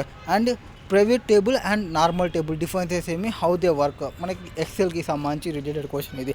Normal టేబుల్లో చేయమంటే మనం స్టాటిక్ డేటా ప్రజెంటేషన్ చేయొచ్చు వితౌట్ అడ్వాన్స్డ్ ఫంక్షనాలిటీస్. సో మనం ఏవైతే కాపీ పేస్ట్ చేసింటామో మనం ఏవైతే ఎంటర్ చేసింటామో ఆ ఎంటర్ చేసిన డేటా మాత్రమే ఉంటుంది నార్మల్ టేబుల్లో. పివోట్ టేబుల్ ఏమంటే మనం రా డేటాని నోట్స్ టు అకౌంట్స్లో ఏవైతే డేట్ అమౌంట్ని చేంజ్ చేస్తామో అవి డైనమిక్గా అప్డేట్ అవుతాయి పివోట్ టేబుల్లో. ఇది డైనమిక్ టూల్ అనమాట that allow user to summarise, analyse and manipulate the data based on the specific criteria ప్రకారంగా యూజ్ చేయొచ్చు. Next V lookup and H lookup అంటే ఏమి, డిఫరెన్స్ ఏమి వీ లుక్అప్కి హెచ్ లుక్అప్కి. వీ లుక్అప్ అంటే search for values in the first column of the table and return a value in the same row from another column. So ఒక first కాలం table వాల్యూని search చేయడము and ఇంకొక దానిలో రాయడం అనేది ఉంటుంది ఫ్రమ్ అదర్ కాలమ్స్ నుంచి. హెచ్ లుక్అప్ అంటే ఏమి, సిమిలర్ వీ లుక్అప్పే బట్ సెర్చ్ అనేది వాల్యూ అనేది ఫస్ట్ చేస్తాము ఫస్ట్ రోలో, ఇక్కడ కాలంలో చేస్తాము ఫస్ట్ కాలంలో, ఇక్కడ ఫస్ట్ రోలో చేస్తాము హెచ్ లుక్అప్లో. మనం horizontal lookup or vertical lookup కూడా అని అనుకోవచ్చు మనం. Excel functions and formula. Functions అంటే ఏమి, ఫార్ములాస్ అంటే ఏమి. ఫంక్షన్స్ అంటే pre built formulas for specific task. So ఒక స్పెసిఫిక్ టాస్క్ని పర్ఫామ్ చేయడానికి ప్రీ బిల్ట్ చేసిన ఫార్ములాస్ ఏవైతే ఉంటో వాటిని. ఫార్ములాస్ అంటే ఒక expression created by users to perform calculation. For example sum, I F, V lookup etcetera ఇవన్నీ అనమాట. సో ఫార్ములాస్ అనమాట. And Excel functions are pre built formulas for specific task. So specific task కోసం యూజ్ చేసేటివి. Formulas అనేది express చేస్తుంది users యొక్క performance క్యాలిక్యులేషన్కి సంబంధించి. ఈజ్ ఈక్వల్ టు సమ్ చేయి, ఈజ్ ఈక్వల్ టు ఈవ్ చేయి, ఈజ్ ఈక్వల్ టు కౌంట్ చేయి, ఈజ్ ఈక్వల్ టు కౌంట్ అని కొడితే మనకి ఎన్ని కౌంట్స్ ఉన్నాయో చెప్తుంది. ఈజ్ ఈక్వల్ టు సమ్ చేస్తే మొత్తం సమ్మేషన్ చేసి ఆన్సర్ని ప్రొవైడ్ చేస్తుంది. Next previous company day to day activities ఏముండవు. సో మీరు ఇంతకుముందు వర్క్ చేసిన కంపెనీలో యాక్టివిటీస్ ఏముండవు. సో మీరు ఆ వర్క్ చేసినట్టు చెప్పాలి. డే టు డే ఆపరేషన్స్ ఏం చేసినా, కీ రెస్పాన్సిబిలిటీస్, ప్రాజెక్ట్స్ ఏం చేసినా, అచీవ్మెంట్స్ ఏం చేసినా వాటి డీటెయిల్స్ సంబంధించి. ప్రీవియస్ సిటీసీ ఎంత ఉండే వాటికి సంబంధించి ఏమేమి ఇంక్లూడ్ అయిన, టోటల్ కాంపెన్సేషన్ ఎంత పే చేసినారు, శాలరీస్ ఏమి ఇంక్లూడ్ చేసినా, బోనస్ ఏమి ఇంక్లూడ్ చేసినా, బెనిఫిట్స్ ఏం చేసినా, అలవెన్సెస్ ఏం పే చేసినారో వాటికి సంబంధించి. కరెంట్ సిటీసీ ఎక్స్పెక్టేషన్స్ ఏమున్నాయి, ఎక్స్పెక్టెడ్ శాలరీ ఎక్స్పెక్టేషన్స్ ఏమున్నాయి, నీ రోల్కి సంబంధించి ఫ్యాక్టర్స్ ఏమున్నాయి, స్కిల్స్ని, ఎక్స్పీరియన్స్ని, ఇండస్ట్రీ స్టాండర్డ్స్ ఏమున్నాయి, రెస్పాన్సిబిలిటీ పొజిషన్స్ ఏమున్నాయి, ప్రొవైడ్ రీజనబుల్ రేంజ్ అనేది పాసిబుల్ ఏముంది అని చూసుకోవాలి. మీరు why you choose and fund accounting. So fund accounting ఎందుకు చూసుకున్నా అనేది ఇంకొక క్వశ్చన్ అడగవచ్చు. So I choose and fund accounting because it aligns with my career goals and interest. నాకున్న గోల్స్కి నాకున్న ఇంట్రెస్ట్కి అలైన్ అనేది ఏమన్నా ఉంది అంటే అది ఫండ్ అకౌంటింగ్. సో ఫండ్ అకౌంటింగ్లో మేనేజింగ్ ఫైనాన్షియల్ ట్రాన్సాక్షన్ని మేనేజ్ చేయొచ్చు ఫర్ ఇన్వెస్ట్మెంట్ ఫండ్కి సంబంధించి and which I find intellectually stimulating and the structure and detail oriented nature of fund accounting appeal to me and I appreciate the opportunity to work in with financial instruments and contribute to the accuracy and transparency of financial reporting. మనం చెప్పడం నేను opportunity appreciate చేసుకుంటున్నాను వర్క్లో mention చేయడానికి. Financial ఇన్స్ట్రుమెంట్లో work చేయాలి అనుకుంటున్నాను, contribute చేయాలనుకుంటున్నాను నా యొక్క అక్యురసీని అండ్ ట్రాన్స్పరెన్సీ ఇన్ ఫైనాన్షియల్ రిపోర్టింగ్లో. Why do you leave the previous organization, ఎందుకు పీచ్ చేస్తున్నావు అని చూసుకుంటే I left my previous organization to seek new challenges. So కొత్త ఛాలెంజెస్ని తీసుకోవాలనుకున్నా, కొత్త ఆపర్చునిటీని, కొత్త ప్రొఫెషనల్ గ్రోత్ని చూసుకోవాలనుకున్నా. Why I valued the experience and skill gained in my previous role, I believe that transitioning off to a new environment would allow me to expand my knowledge. So కొత్త లేకపోతే కొత్త నాలెడ్జ్ అనేది వస్తుంది అని అందుకోసమే నేను షిఫ్ట్ కావడానికి try చేస్తున్నా. న్యూ మోర్ రెస్పాన్సిబిలిటీస్ని, మోర్ కాంట్రిబ్యూషన్స్ని, more different aspects of financial ఇండస్ట్రీని తెలుసుకోవాలి అనుకుంటున్నా అనేది main intention. How do you know fund accounting. So fund accounting అనేది ఎట్లా తెలుసు నీకు. So I have acquired knowledge of the fund accounting through both academic studies and practical experience of my previous రోల్స్లో చూసుకోవడం. I handed and experience in recording and reconciliation financial ట్రాన్సాక్షన్లో నేను financial స్టేట్మెంట్ని prepare చేసినాను, ఎన్ష్యూరింగ్ చేసుకున్న complaints accounting ఛానల్లో. కొన్ని training సెషన్స్ని చూసినాను, కొన్ని వెబ్సైట్స్ని చూసినాను, కొన్ని కెరీర్ కౌన్సిలింగ్ ప్రోగ్రామ్స్లో వీటి గురించి ఎక్స్ప్లెయిన్ చేస్తున్నాను. అట్లా నేను తెలుసుకున్న ఫండ్ అకౌంటింగ్ అనేది తిప్పాలి. Next what are the challenges faced in the previous organization. Already మనం చెప్పినాం కదా ప్రీవియస్ ఆర్గనైజేషన్లో ఏం చేసినాం అనేది. Are you okay with the extra works. So extra hours మీరు వర్క్ చేయడానికి రెడీ ఉన్నారంటే మీరు సింపుల్గా చెప్పాల్సినది I'm okay with the extra work if you pay the some extra amounts or I'm ready if it is required. So ఎప్పుడైనా మనకి requirement ఉంటే మేము వర్క్ చేయడానికి రెడీ ఉన్నామని సింపుల్గా చేయడం. So I also believe maintaining healthy work-life balance and effectively managing time to optimize productivity అనేది చెప్పాలి. నెక్స్ట్ డెరివేటివ్ అంటే ఏమి? డెరివేటివ్ అంటే ఫైనాన్షియల్ ఇన్స్ట్రుమెంట్, దాని యొక్క వాల్యూ డెరైవ్ అవుతుంది అండర్లయింగ్ అసెట్స్తోనే. దానిలో ఏమేమి ఇంక్లూడ్ అయితే futures, options, swap, derivatives, hedging against risk, speculation, managing investment portfolio. Next capital market అంటే ఏమి? మనీ మార్కెట్ అంటే ఏమి? క్యాపిటల్ మార్కెట్ అంటే trading on long term financial instrument like stocks, bonds ఇవన్నీ ఉంటాయి. సో ఇక్కడ provides platform of companies to raise capital through its issuance of securities. Money market అంటే ఏమి? షార్ట్ టర్మ్ బారోయింగ్స్లో ఇన్వెస్ట్ చేస్తారు. సో క్యాపిటల్ మార్కెట్ అంటే long term financial ఇన్స్ట్రుమెంట్లో deal చేసేది, మనీ మార్కెట్ అంటే షార్ట్ టర్మ్ బారోయింగ్స్లో డీల్ చేసేది షార్ట్ టర్మ్. ఇక్కడ financial instruments, T bills, government securities, treasury bills, commercial papers ఇవన్నీ మనీ మార్కెట్లో వస్తాయి. How perfect are you in excel. So అంటే మీ ఎక్సెల్లో మీరు ఎంత పర్ఫెక్ట్ ఉన్నారు? మాకు ప్రొఫెషనల్ ఎక్సెల్ నాలెడ్జ్ ఉంది, extensive financial analysis, data manipulation, reporting, and I am comfortable with complex functions, pivot table and data visualization tools, allowing me to efficiently analyze and present financial instruments అని చెప్పాలి. What are your skills? Describe 2 skills that you have perfect. So 2 skills. Excel, basic Excel వచ్చి నాకు, advanced excels,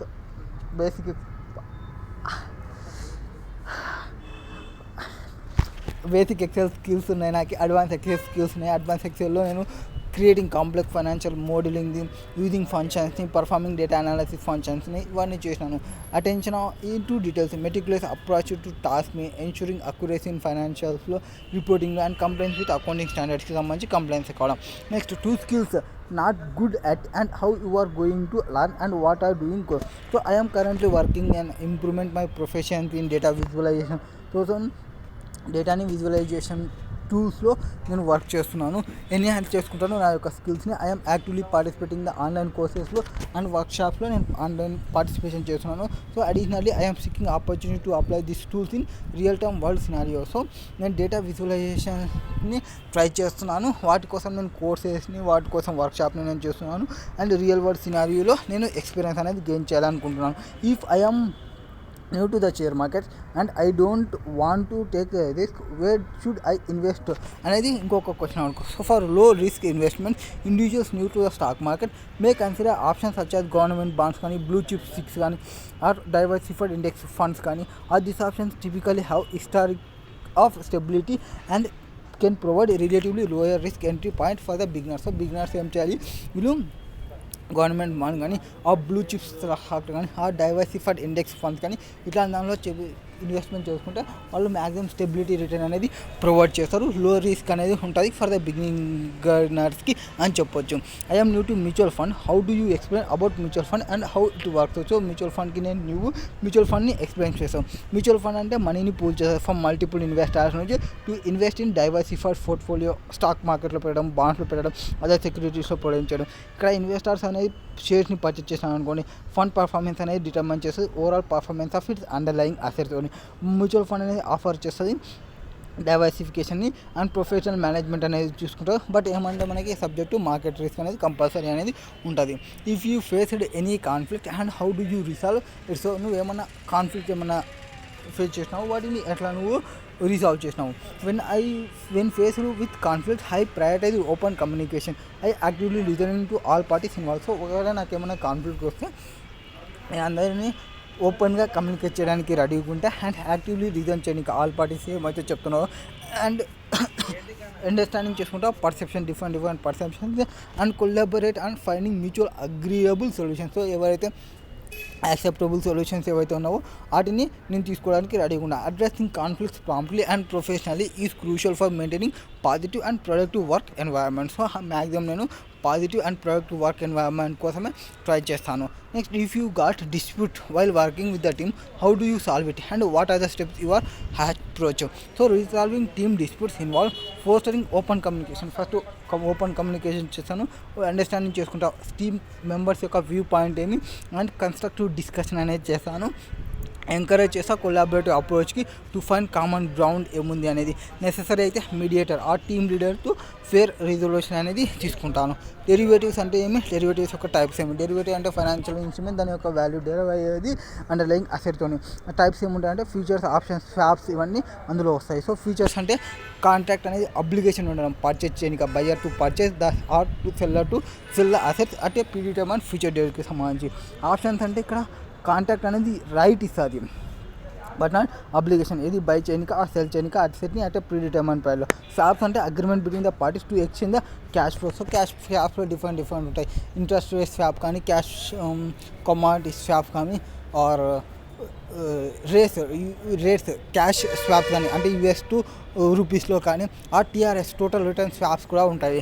next options అంటే ఏమి, call option, put option అంటే ఏమి. Options అంటే financial contract give the హోల్డర్కి రైట్ వస్తుంది టు బై చేయనిక or sell and asset at predetermined price with the specified price. Where call ఆప్షన్లో hello holder to buy and asset at specified ప్రైస్లో holder వచ్చేసి buy చేయొచ్చు. Put ఆప్షన్లో హోల్డర్కి sell చేయడానికి రైట్ వస్తుంది. And what are the financial ratios like liquidity ratio. Financial ratios అంటే మనకి లిక్విడిటీ రేషియోస్ అంటే కమ్యూనిటీ యొక్క ability to meet short term obligation meet చేయడానికి యూజ్ చేసే రేషియోస్ని మనం లిక్విడిటీ రేషియో అంటాము. So ability to meet the short term obligations. ఇక్కడ ఎగ్జాంపుల్స్ ఏమొస్తాయంటే కరెంట్ రేషియో వస్తుంది అండ్ క్విక్ రేషియో వస్తుంది. కరెంట్ రేషియో అంటే current assets divided by current liabilities ఉంటాయి. క్విక్ రేషియో అంటే current assets minus inventory dividing current liabilities ఉంటాయి. Difference between futures and options and forwards. Futures అంటే standard contracts ఉంటాయి and ఇక్కడ stock ఎక్స్చేంజ్లో trade అవుతుంది అండ్ అబ్లిగేషన్ అనేది ఉంటుంది బయర్కి సెల్లర్కి పర్చేజ్ చేయనిక సెల్ చేయనిక యాజ్ అ ఫ్యూచర్ డేట్కి సంబంధించి. ఆప్షన్లో ఏమంటుంది కాంట్రాక్ట్ అనేది ప్రొవైడ్ చేస్తుంది రైట్ని బట్ నాట్ అబ్లిగేషన్ని టు బై చేయనిక కానీ సెల్ చేయనిక అట్లా ప్రీ డిటర్మైన్డ్ ప్రైస్లో విత్ అ స్పెసిఫైడ్ టైంలో. ఫార్వర్డ్ అంటే కస్టమైజ్డ్ కాంట్రాక్ట్ అనేది ఉంటుంది బిట్వీన్ పార్టీస్ బై చేయనిక సెల్ చేయనిక అంటే ఫ్యూచర్ డేటెడ్ నెగోషియేటెడ్ ప్రైస్కి సంబంధించి. అండ్ ఐపీఓ అంటే ప్రాసెస్ ఏమి, పార్టీస్ ఎవరు ఇన్వాల్వ్ అవుతారు. ఐపీఓ అంటే ఇనిషియల్ పబ్లిక్ ఆఫర్. ఇక్కడ ప్రాసెస్ ఏమంటే ప్రైవేట్ కంపెనీ అనేది become publicly traded by issuing shares to the public అన్నమాట. సో ప్రైవేట్ కంపెనీ ఏదైతే ఉంటుందో వాళ్ళ యొక్క షేర్స్ని పబ్లిక్కి పబ్లిక్లో ట్రేడ్ చేసే వాళ్ళ కంపెనీస్ యొక్క షేర్స్ని ఇష్యూ చేయడానికి అది పబ్లిక్కి ఇవ్వడం. ఇక్కడ ప్రాసెస్ ఏమంటారంటే ఫస్ట్ ఇన్వాల్వ్ అవుతుంది డ్యూ డిలిజెన్స్ ఇన్వాల్వ్ అవ్వడం, రెగ్యులేటరీ అప్రూవల్ కావడం, అండర్ రైటింగ్ ఇన్వాల్వ్ అవుతుంది, గ్రీన్ షూ ఆప్షన్ కూడా ఇన్వాల్వ్ అవుతుంది and release of shares to the public through stock ఎక్స్చేంజెస్లో. నెక్స్ట్ పార్టీస్ ఎవరు ఇన్వాల్వ్ అవుతారు, ఇష్యూయింగ్ కంపెనీ ఇన్వాల్వ్ అవుతుంది, అండర్ రైటర్స్ ఇన్వాల్వ్ అవుతారు, రెగ్యులేటరీ బాడీస్ ఇన్వాల్వ్ అవుతారు, ఇన్వెస్టర్స్ ఇన్క్లూడ్ అవుతారు, ఇన్వెస్ట్మెంట్ బ్యాంకర్స్ కూడా ఇన్వెస్ట్మెంట్ అవుతారు. ఎందుకు ఈ గ్రీన్ షూ ఆప్షన్స్ని తీసుకోవడానికి. What are the macro and micro management. So macro management అంటే focusing and overseeing the overall strategy, directions and objective of the team or organization, అది macro level. Micro level అంటే involves detail and close supervision of the day to day task and activities within the team or department. So within the team or డిపార్ట్మెంట్లో చూసుకుంటే అది micro అవుతుంది. Overall ఆర్గనైజేషన్లో చూసుకుంటే అది macro management అవుతుంది. And what are the PE ratio. PE ratio means price to earning ratio. ఇది ఒక ఫైనాన్షియల్ మెట్రికే calculated by dividing companies market price per share by its earning per share. So market price MPS divided by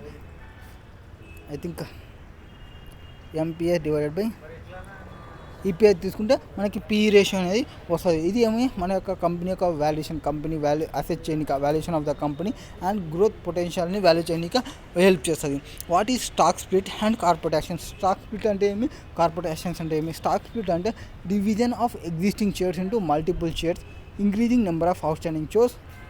ఇక్కడేమి existing షేర్స్ని multiple షేర్గా divide చేయడము. అప్పుడు ఏమవుతుంది, number of outstanding shares అనేది increase అవుతాయి. సో స్టాక్ని స్ప్లిట్ చేస్తున్నాము, స్ప్లిట్ చేస్తే షేర్స్ అనేది ఇంక్రీజ్ అవుతాయి. అండ్ ఇక్కడ ఇట్ ఏమ్స్ ఏమంటే make shares more affordable without affecting the companies overall market value. Market వాల్యూని చేంజ్ కాకుండా, ఎఫెక్ట్ కాకుండా మోర్ అఫోర్డబుల్ చేయడం కోసం స్టాక్ స్ప్లిట్కి పోతారు. సో స్టాక్ స్ప్లిట్స్ అంటే ఏమవుతుంది, ఎగ్జిస్టింగ్ షేర్స్ని మల్టిపుల్ షేర్స్గా చేయడము. ఫర్ ఎగ్జాంపుల్ ఎన్ని షేర్స్ ఉన్నాయి, 1000 షేర్స్ ఉన్నాయి అనుకోండి, 1000 షేర్స్ని 2000 షేర్స్కి చేయడము, అట్లాంటి కేసెస్ అనమాట. స్టాక్ మిస్యూట్ చేయడం. కార్పొరేట్ యాక్షన్స్ అంటే ఇది ఒక ఈవెంట్ ఇనిషియేటివ్ చేసుకుంటుంది కంపెనీ అనేది. ఈ కార్పొరేట్ యాక్షన్ని తీసుకోవడం వల్ల ఇంపాక్ట్ అనేది షేర్ హోల్డర్స్కి ఉంటుంది. ఆ షేర్ హోల్డర్ సెక్యూరిటీస్ అనుకోవచ్చు, including stock split, dividend, mergers, acquisition, ఇవన్నీ వస్తాయి. What is contra entry? Contra entry అంటే ఒక transaction that involves both debit and credit the same amount in the same అకౌంట్లో వేస్తే మనకు కాంట్రా ఎంట్రీ అవుతుంది. It is use to correct errors, adjustment balance or record transaction that have no financial impact on the organisations. ఏవైతే financial impact లేకుండా ఉంటుందో ఆర్గనైజేషన్కి, అట్లాంటి వాటికి యూజ్ చేస్తాము కాంట్రా ఎంట్రీ అనేది. Different between fundamental and technical analysis. Fundamental analysis అంటే company financial హెల్త్ని ఎవాల్యుయేషన్ చేయడము, పర్ఫార్మెన్స్ని ఎవాల్యుయేషన్ చేయడము, మార్కెట్ పొజిషన్ని ఎవాల్యుయేషన్ చేయడము, ఫైనాన్షియల్ స్టేట్మెంట్ని అనలైజింగ్ చేయడము, ఎర్నింగ్ రిపోర్ట్ని అనలైజింగ్ చేయడం, ఎకనామిక్ ఇండికేటర్ని అనలైజ్ చేయడం, ఇవన్నీ ఫండమెంటల్ అనాలిసిస్. అంటే ఫైనాన్షియల్ హెల్త్ని, పర్ఫార్మెన్స్ని, మార్కెట్ పొజిషన్ని అండ్ ఫైనాన్షియల్ స్టేట్మెంట్ని, ఎర్నింగ్స్, ఎకనామిక్ ఇండికేటర్ని అనలైజ్ చేస్తే ఫండమెంటల్ అనాలిసిస్ అవుతుంది. వేరే టెక్నికల్ అనాలిసిస్ అంటే studying price chart, trading volumes ఏమున్నాయి, హిస్టారికల్ మార్కెట్ డేటా ఏముంది, వీటన్నిటి ప్రిడిక్ట్ చేయడం, ఫ్యూచర్ ప్రైస్ మూవ్మెంట్ని ప్రిడిక్ట్ చేయడం based on the patterns and ట్రెండ్స్ని బేస్ చేసుకొని. సో ఇది ఎగ్జిస్టింగ్ డేటాని చూడడము, ఇది ఎగ్జిస్టింగ్ డేటాని ఫ్యూచర్ ప్రిడిక్ట్ చేయడము, ఫ్యూచర్ ప్రైస్ని ప్రిడిక్ట్ చేస్తే వాటి టెక్నికల్ అనాలిసిస్ అంటాము. వాట్ ఈ swaps and types? So swaps అంటే ఏమి? స్వాప్స్ అంటే ఇది ఒక financial contract between two parties మధ్యలో ఒక కాంటాక్ట్. ఇది ఇక్కడ ఏం జరుగుతుంది, మనం ఎక్స్చేంజ్ చేసుకోవచ్చు క్యాష్ ఫ్లోని ఆర్ అదర్ ఫైనాన్షియల్ ఇన్స్ట్రుమెంట్ని ఎక్స్చేంజ్ చేసుకోవచ్చు. దీనివల్ల మనకి డిఫరెంట్ స్వాప్స్ అంటే ఇంట్రెస్ట్ స్వాప్స్ ఉంటాయి, కరెన్సీ స్వాప్స్ ఉంటాయి, టీఆర్ఎస్ స్వాప్స్ ఉంటాయి. అండ్ టైప్స్ ఏముంటాయి, interest rate swap, currency swap, commodity swap, TRS swap కూడా ఉంటుంది. సో ఇంట్రెస్ట్ రేట్ స్వాప్లో ఏముంటుంది, ఫిక్స్డ్ రేట్ నుంచి ఫ్లోటింగ్ రేట్కి పోవడం, కరెన్సీ స్వాప్ అంటే ఈ రూపీస్ నుంచి డాలర్స్కి పోవడం, కమాడిటీ స్టాక్ అంటే క్యాష్ ఫ్లో రిలేటెడ్ కమాడిటీ ప్రైస్కి పోవడం, క్యాపిటల్ మార్కెట్ అంటే ఏమి లాంగ్ టర్మ్లో పోయేది, మనీ మార్కెట్ అంటే ఏమి షార్ట్ టర్మ్లో పోయేది. క్యాపిటల్ మార్కెట్లో ఏమి స్టాక్స్, బాండ్స్, అదర్ ఇన్స్ట్రుమెంట్స్ ఏవైతే బై చేస్తామో, ఏవైతే స్లో చేస్తామో ఫెసిలిటేట్ చేస్తుంది ఫ్లో కావడానికి క్యాపిటల్కి బిట్వీన్ ఇన్వెస్టర్కి అండ్ బారోవర్కి ఎఫిషియెంట్ అలొకేషన్ ఆఫ్ రిసోర్సెస్కి సంబంధించి. జనరల్ ఎంట్రీస్ని పోస్ట్ చేయండి. ఇది అవుట్ స్టాండింగ్ రెంట్కి, శాలరీకి సంబంధించి. So rent expenses account debit, rent payable రాయాలి. అవుట్ స్టాండింగ్ శాలరీ అంటే salary expenses account debit, salary payable రాయాలి. జిఏవి అంటే ఏమి, ఎన్ఏవి అంటే ఏమి? జిఏవి అంటే టోటల్ వాల్యూ ఆఫ్ ఫండ్ యొక్క అసెట్ని టోటల్ వాల్యూ అంటాం. ఎప్పుడైతే before deducting the asset liabilities తీస్తే అది జిఏవి అవుతుంది. అండ్ జిఏవి జిఏవి నుంచి లయబిలిటీస్ని తీసేసి ఎన్ఏవి అవుతుంది. GAV includes market value of investment and other assets అన్నీ ఇంక్లూడ్ అవుతాయి. ఎన్ఏవి అంటే total value of the fund, GAV minus liability చేస్తే ఎన్ఏవి వస్తుంది. It represent the per value per share market value కూడా మనం రికగ్నైజ్ చేసుకుంటాం. Per share market value కావాలంటే GAV minus liability divided by number of shares outstanding చేస్తే వస్తుంది. Derivatives and types. So derivatives and types అనేది చెప్పినాము. Futures, options, swaps ఉంటాయి అనేది. And difference between the forward and future already చెప్పినాము. Structure of the fund అంటే master fund, feeder structure ఉంటుంది. So స్ట్రక్చర్లో మాస్టర్ స్ట్రక్చర్ ఉంటుంది, ఫీడర్ స్ట్రక్చర్ అనేది ఉంటుంది. లీగల్ ఎక్స్పెన్సెస్ చెప్పినాము మనం ఆల్రెడీ. లీగల్ ఎక్స్పెన్సెస్ మాస్టర్ ఫండ్కి, ఫీడర్ ఫండ్కి ఉన్నప్పుడు ఎంట్రీ చెప్పినాము already. And defer revenue expenditure and yearly recognition. ఇక్కడ ఏముంటుందంటే మనం మాస్టర్ ఫీడర్కి సంబంధించి మాస్టర్ ఫండ్ బుక్లో ఏమి లీగల్ ఎక్స్పెన్సెస్ అయితే ఇంకర్ అయినా కూడా labour expenses allocated to feeder అని రాసుకుంటాము. క్యాష్ ఆర్ అకౌంట్ పేయబుల్, క్యాష్లో పేమెంట్ చేస్తాం కాబట్టి క్యాష్లో వేసుకోవాలి. అండ్ ఫీడర్ ఫండ్ బుక్స్లో వచ్చేసి legal expenses account debit to intercompany payable అనేది ఉంటుంది. And defer revenue expenditure yearly recognition చేసేటప్పుడు డిఫర్ రెవెన్యూ ఎక్స్పెండిచర్ వచ్చేసి initial expenditure with the long term benefit కోసం పెట్టేది. ఫర్ ఎగ్జాంపుల్ అడ్వర్టైజ్మెంట్ అనొచ్చు. సో డెబిట్ వచ్చేసి deferred revenue expenditure account debit profit are loss ఉంటుంది. And where deferred revenue expenditure will reflect. Deferred expenditure ఎక్కడ ఉంటాయంటే asset side అనేది చేసుకుంటాము. వాటిని బ్యాలెన్స్ షీట్లో పెట్టి ఫుల్లీ అమర్టైజ్ చేసుకుంటాము. ఇయర్లీ ఈచ్ ఇయర్లో పోర్షన్లో చేసుకుంటాము. ఈచ్ ఇయర్లో పోర్షన్లో చేసుకుంటాము. Unrealised gain or loss will be shown in ఎక్కడ చూపిస్తాము. Unrealised gain or loss shown losses on investment are typically shown in the equity section on the balance sheet as part of comprehensive income లో చూపిస్తున్నాము. So comprehensive ఇన్కమ్లో మనం చూసుకుంటాము. What you look in financial statement. Financial స్టేట్మెంట్లో మనం ఏమేమి చూస్తాము, income statement, balance sheet, cash flow statement, notes to accounts. Income స్టేట్మెంట్లో రెవెన్యూ ఎక్స్పెన్సెస్, నెట్ ఇన్కమ్స్ ఉంటాయి. ఆ బ్యాలెన్స్ షీట్లో అసెట్స్, లయబిలిటీస్, ఈక్విటీస్ ఉంటాయి. క్యాష్ ఫ్లో స్టేట్మెంట్లో ఆపరేటింగ్, ఇన్వెస్టింగ్, ఫైనాన్సింగ్ ఉంటాయి. నోట్స్ టు అకౌంట్లో disclosures and significant accounting policies ఉంటాయి. Cash and cash equivalent ఏవి రిఫ్లెక్ట్ అవుతాయి ఫైనాన్షియల్ స్టేట్మెంట్లో అదర్ దెన్ బ్యాలెన్స్ షీట్లో చూసుకుంటే. క్యాష్ అండ్ క్యాష్ ఈక్వలెంట్స్ వచ్చేసి may disclose in the notes to financial statement providing details about the composition and terms of the balances ఏమున్నా అనేది. Next difference between the FVTPL and FVTOCI. FVTPL అంటే fair value through PNL, FVTOCI అంటే fair value through OCI అంటాము. So financial assets or financial liabilities ఏవైతే trading purpose ఉన్నావో వాటిని ఎఫ్ఈటీపీఎల్కి సంబంధించి చేంజెస్లో ఇంపాక్ట్ అనేది ప్రాఫిట్ అండ్ లాస్ అకౌంట్కి పోతుంది. ఎఫ్ఈటీఓసిఐ అంటే fair value through other comprehensive income. ఏదైతే లాంగ్ టర్మ్ ఇన్వెస్ట్మెంట్ ఉంటావో వాటి యొక్క చేంజ్ ఏమైతే వస్తుందో ఫేర్ వాల్యూ చేంజెస్ వాటిని ఓసీఐకి ట్రాన్స్ఫర్ చేస్తాం, ఓసీఐలో రికగ్నిషన్ చేస్తాం. Why previous organization has left. So I left my previous organization to seek అదే న్యూ ఛాలెంజెస్కి పోవడానికి, కొత్త ఆపర్చునిటీస్ని పోవడానికి, ప్రొఫెషనల్ గ్రోత్ కావాలనుకుంటున్నా, డిఫరెంట్ వర్క్ ఎన్వైర్న్మెంట్ కావాలనుకుంటున్నా అన్ని కేసులో చెప్పొచ్చు. Why do you came to know about how do you came to know about fund account. నాకు ఎట్లా తెలుసు ఫండ్ అకౌంట్కి అనేది. సో నేను డిఫరెంట్ వర్క్షాప్ చూసిన, డిఫరెంట్ ఫ్రెండ్స్ మీటింగ్ అయినాం, డిఫరెంట్ ప్రొఫెషనల్ ఎక్స్పీరియన్స్ వాళ్ళు చెప్పినారు. కంటిన్యూస్ లర్నింగ్ అనేది ఉంటుంది, ఇండస్ట్రీ అనేది అప్డేట్లో ఉంటుంది. ఇట్లా ట్రైనింగ్ సెషన్ని చూసినాను, ఇట్లా నాకు తెలుసు అని చెప్పొచ్చు. ఇది ఫండ్ అకౌంటింగ్లో ఆల్మోస్ట్ ఒక 145 క్వశ్చన్స్ని నేను డిస్కషన్ చేసినాను. అండ్ ఇంకా కొన్ని క్వశ్చన్స్ని డిస్కషన్ చేద్దాము నెక్స్ట్ వీడియోలో. Thank you. Oh my God, thank you.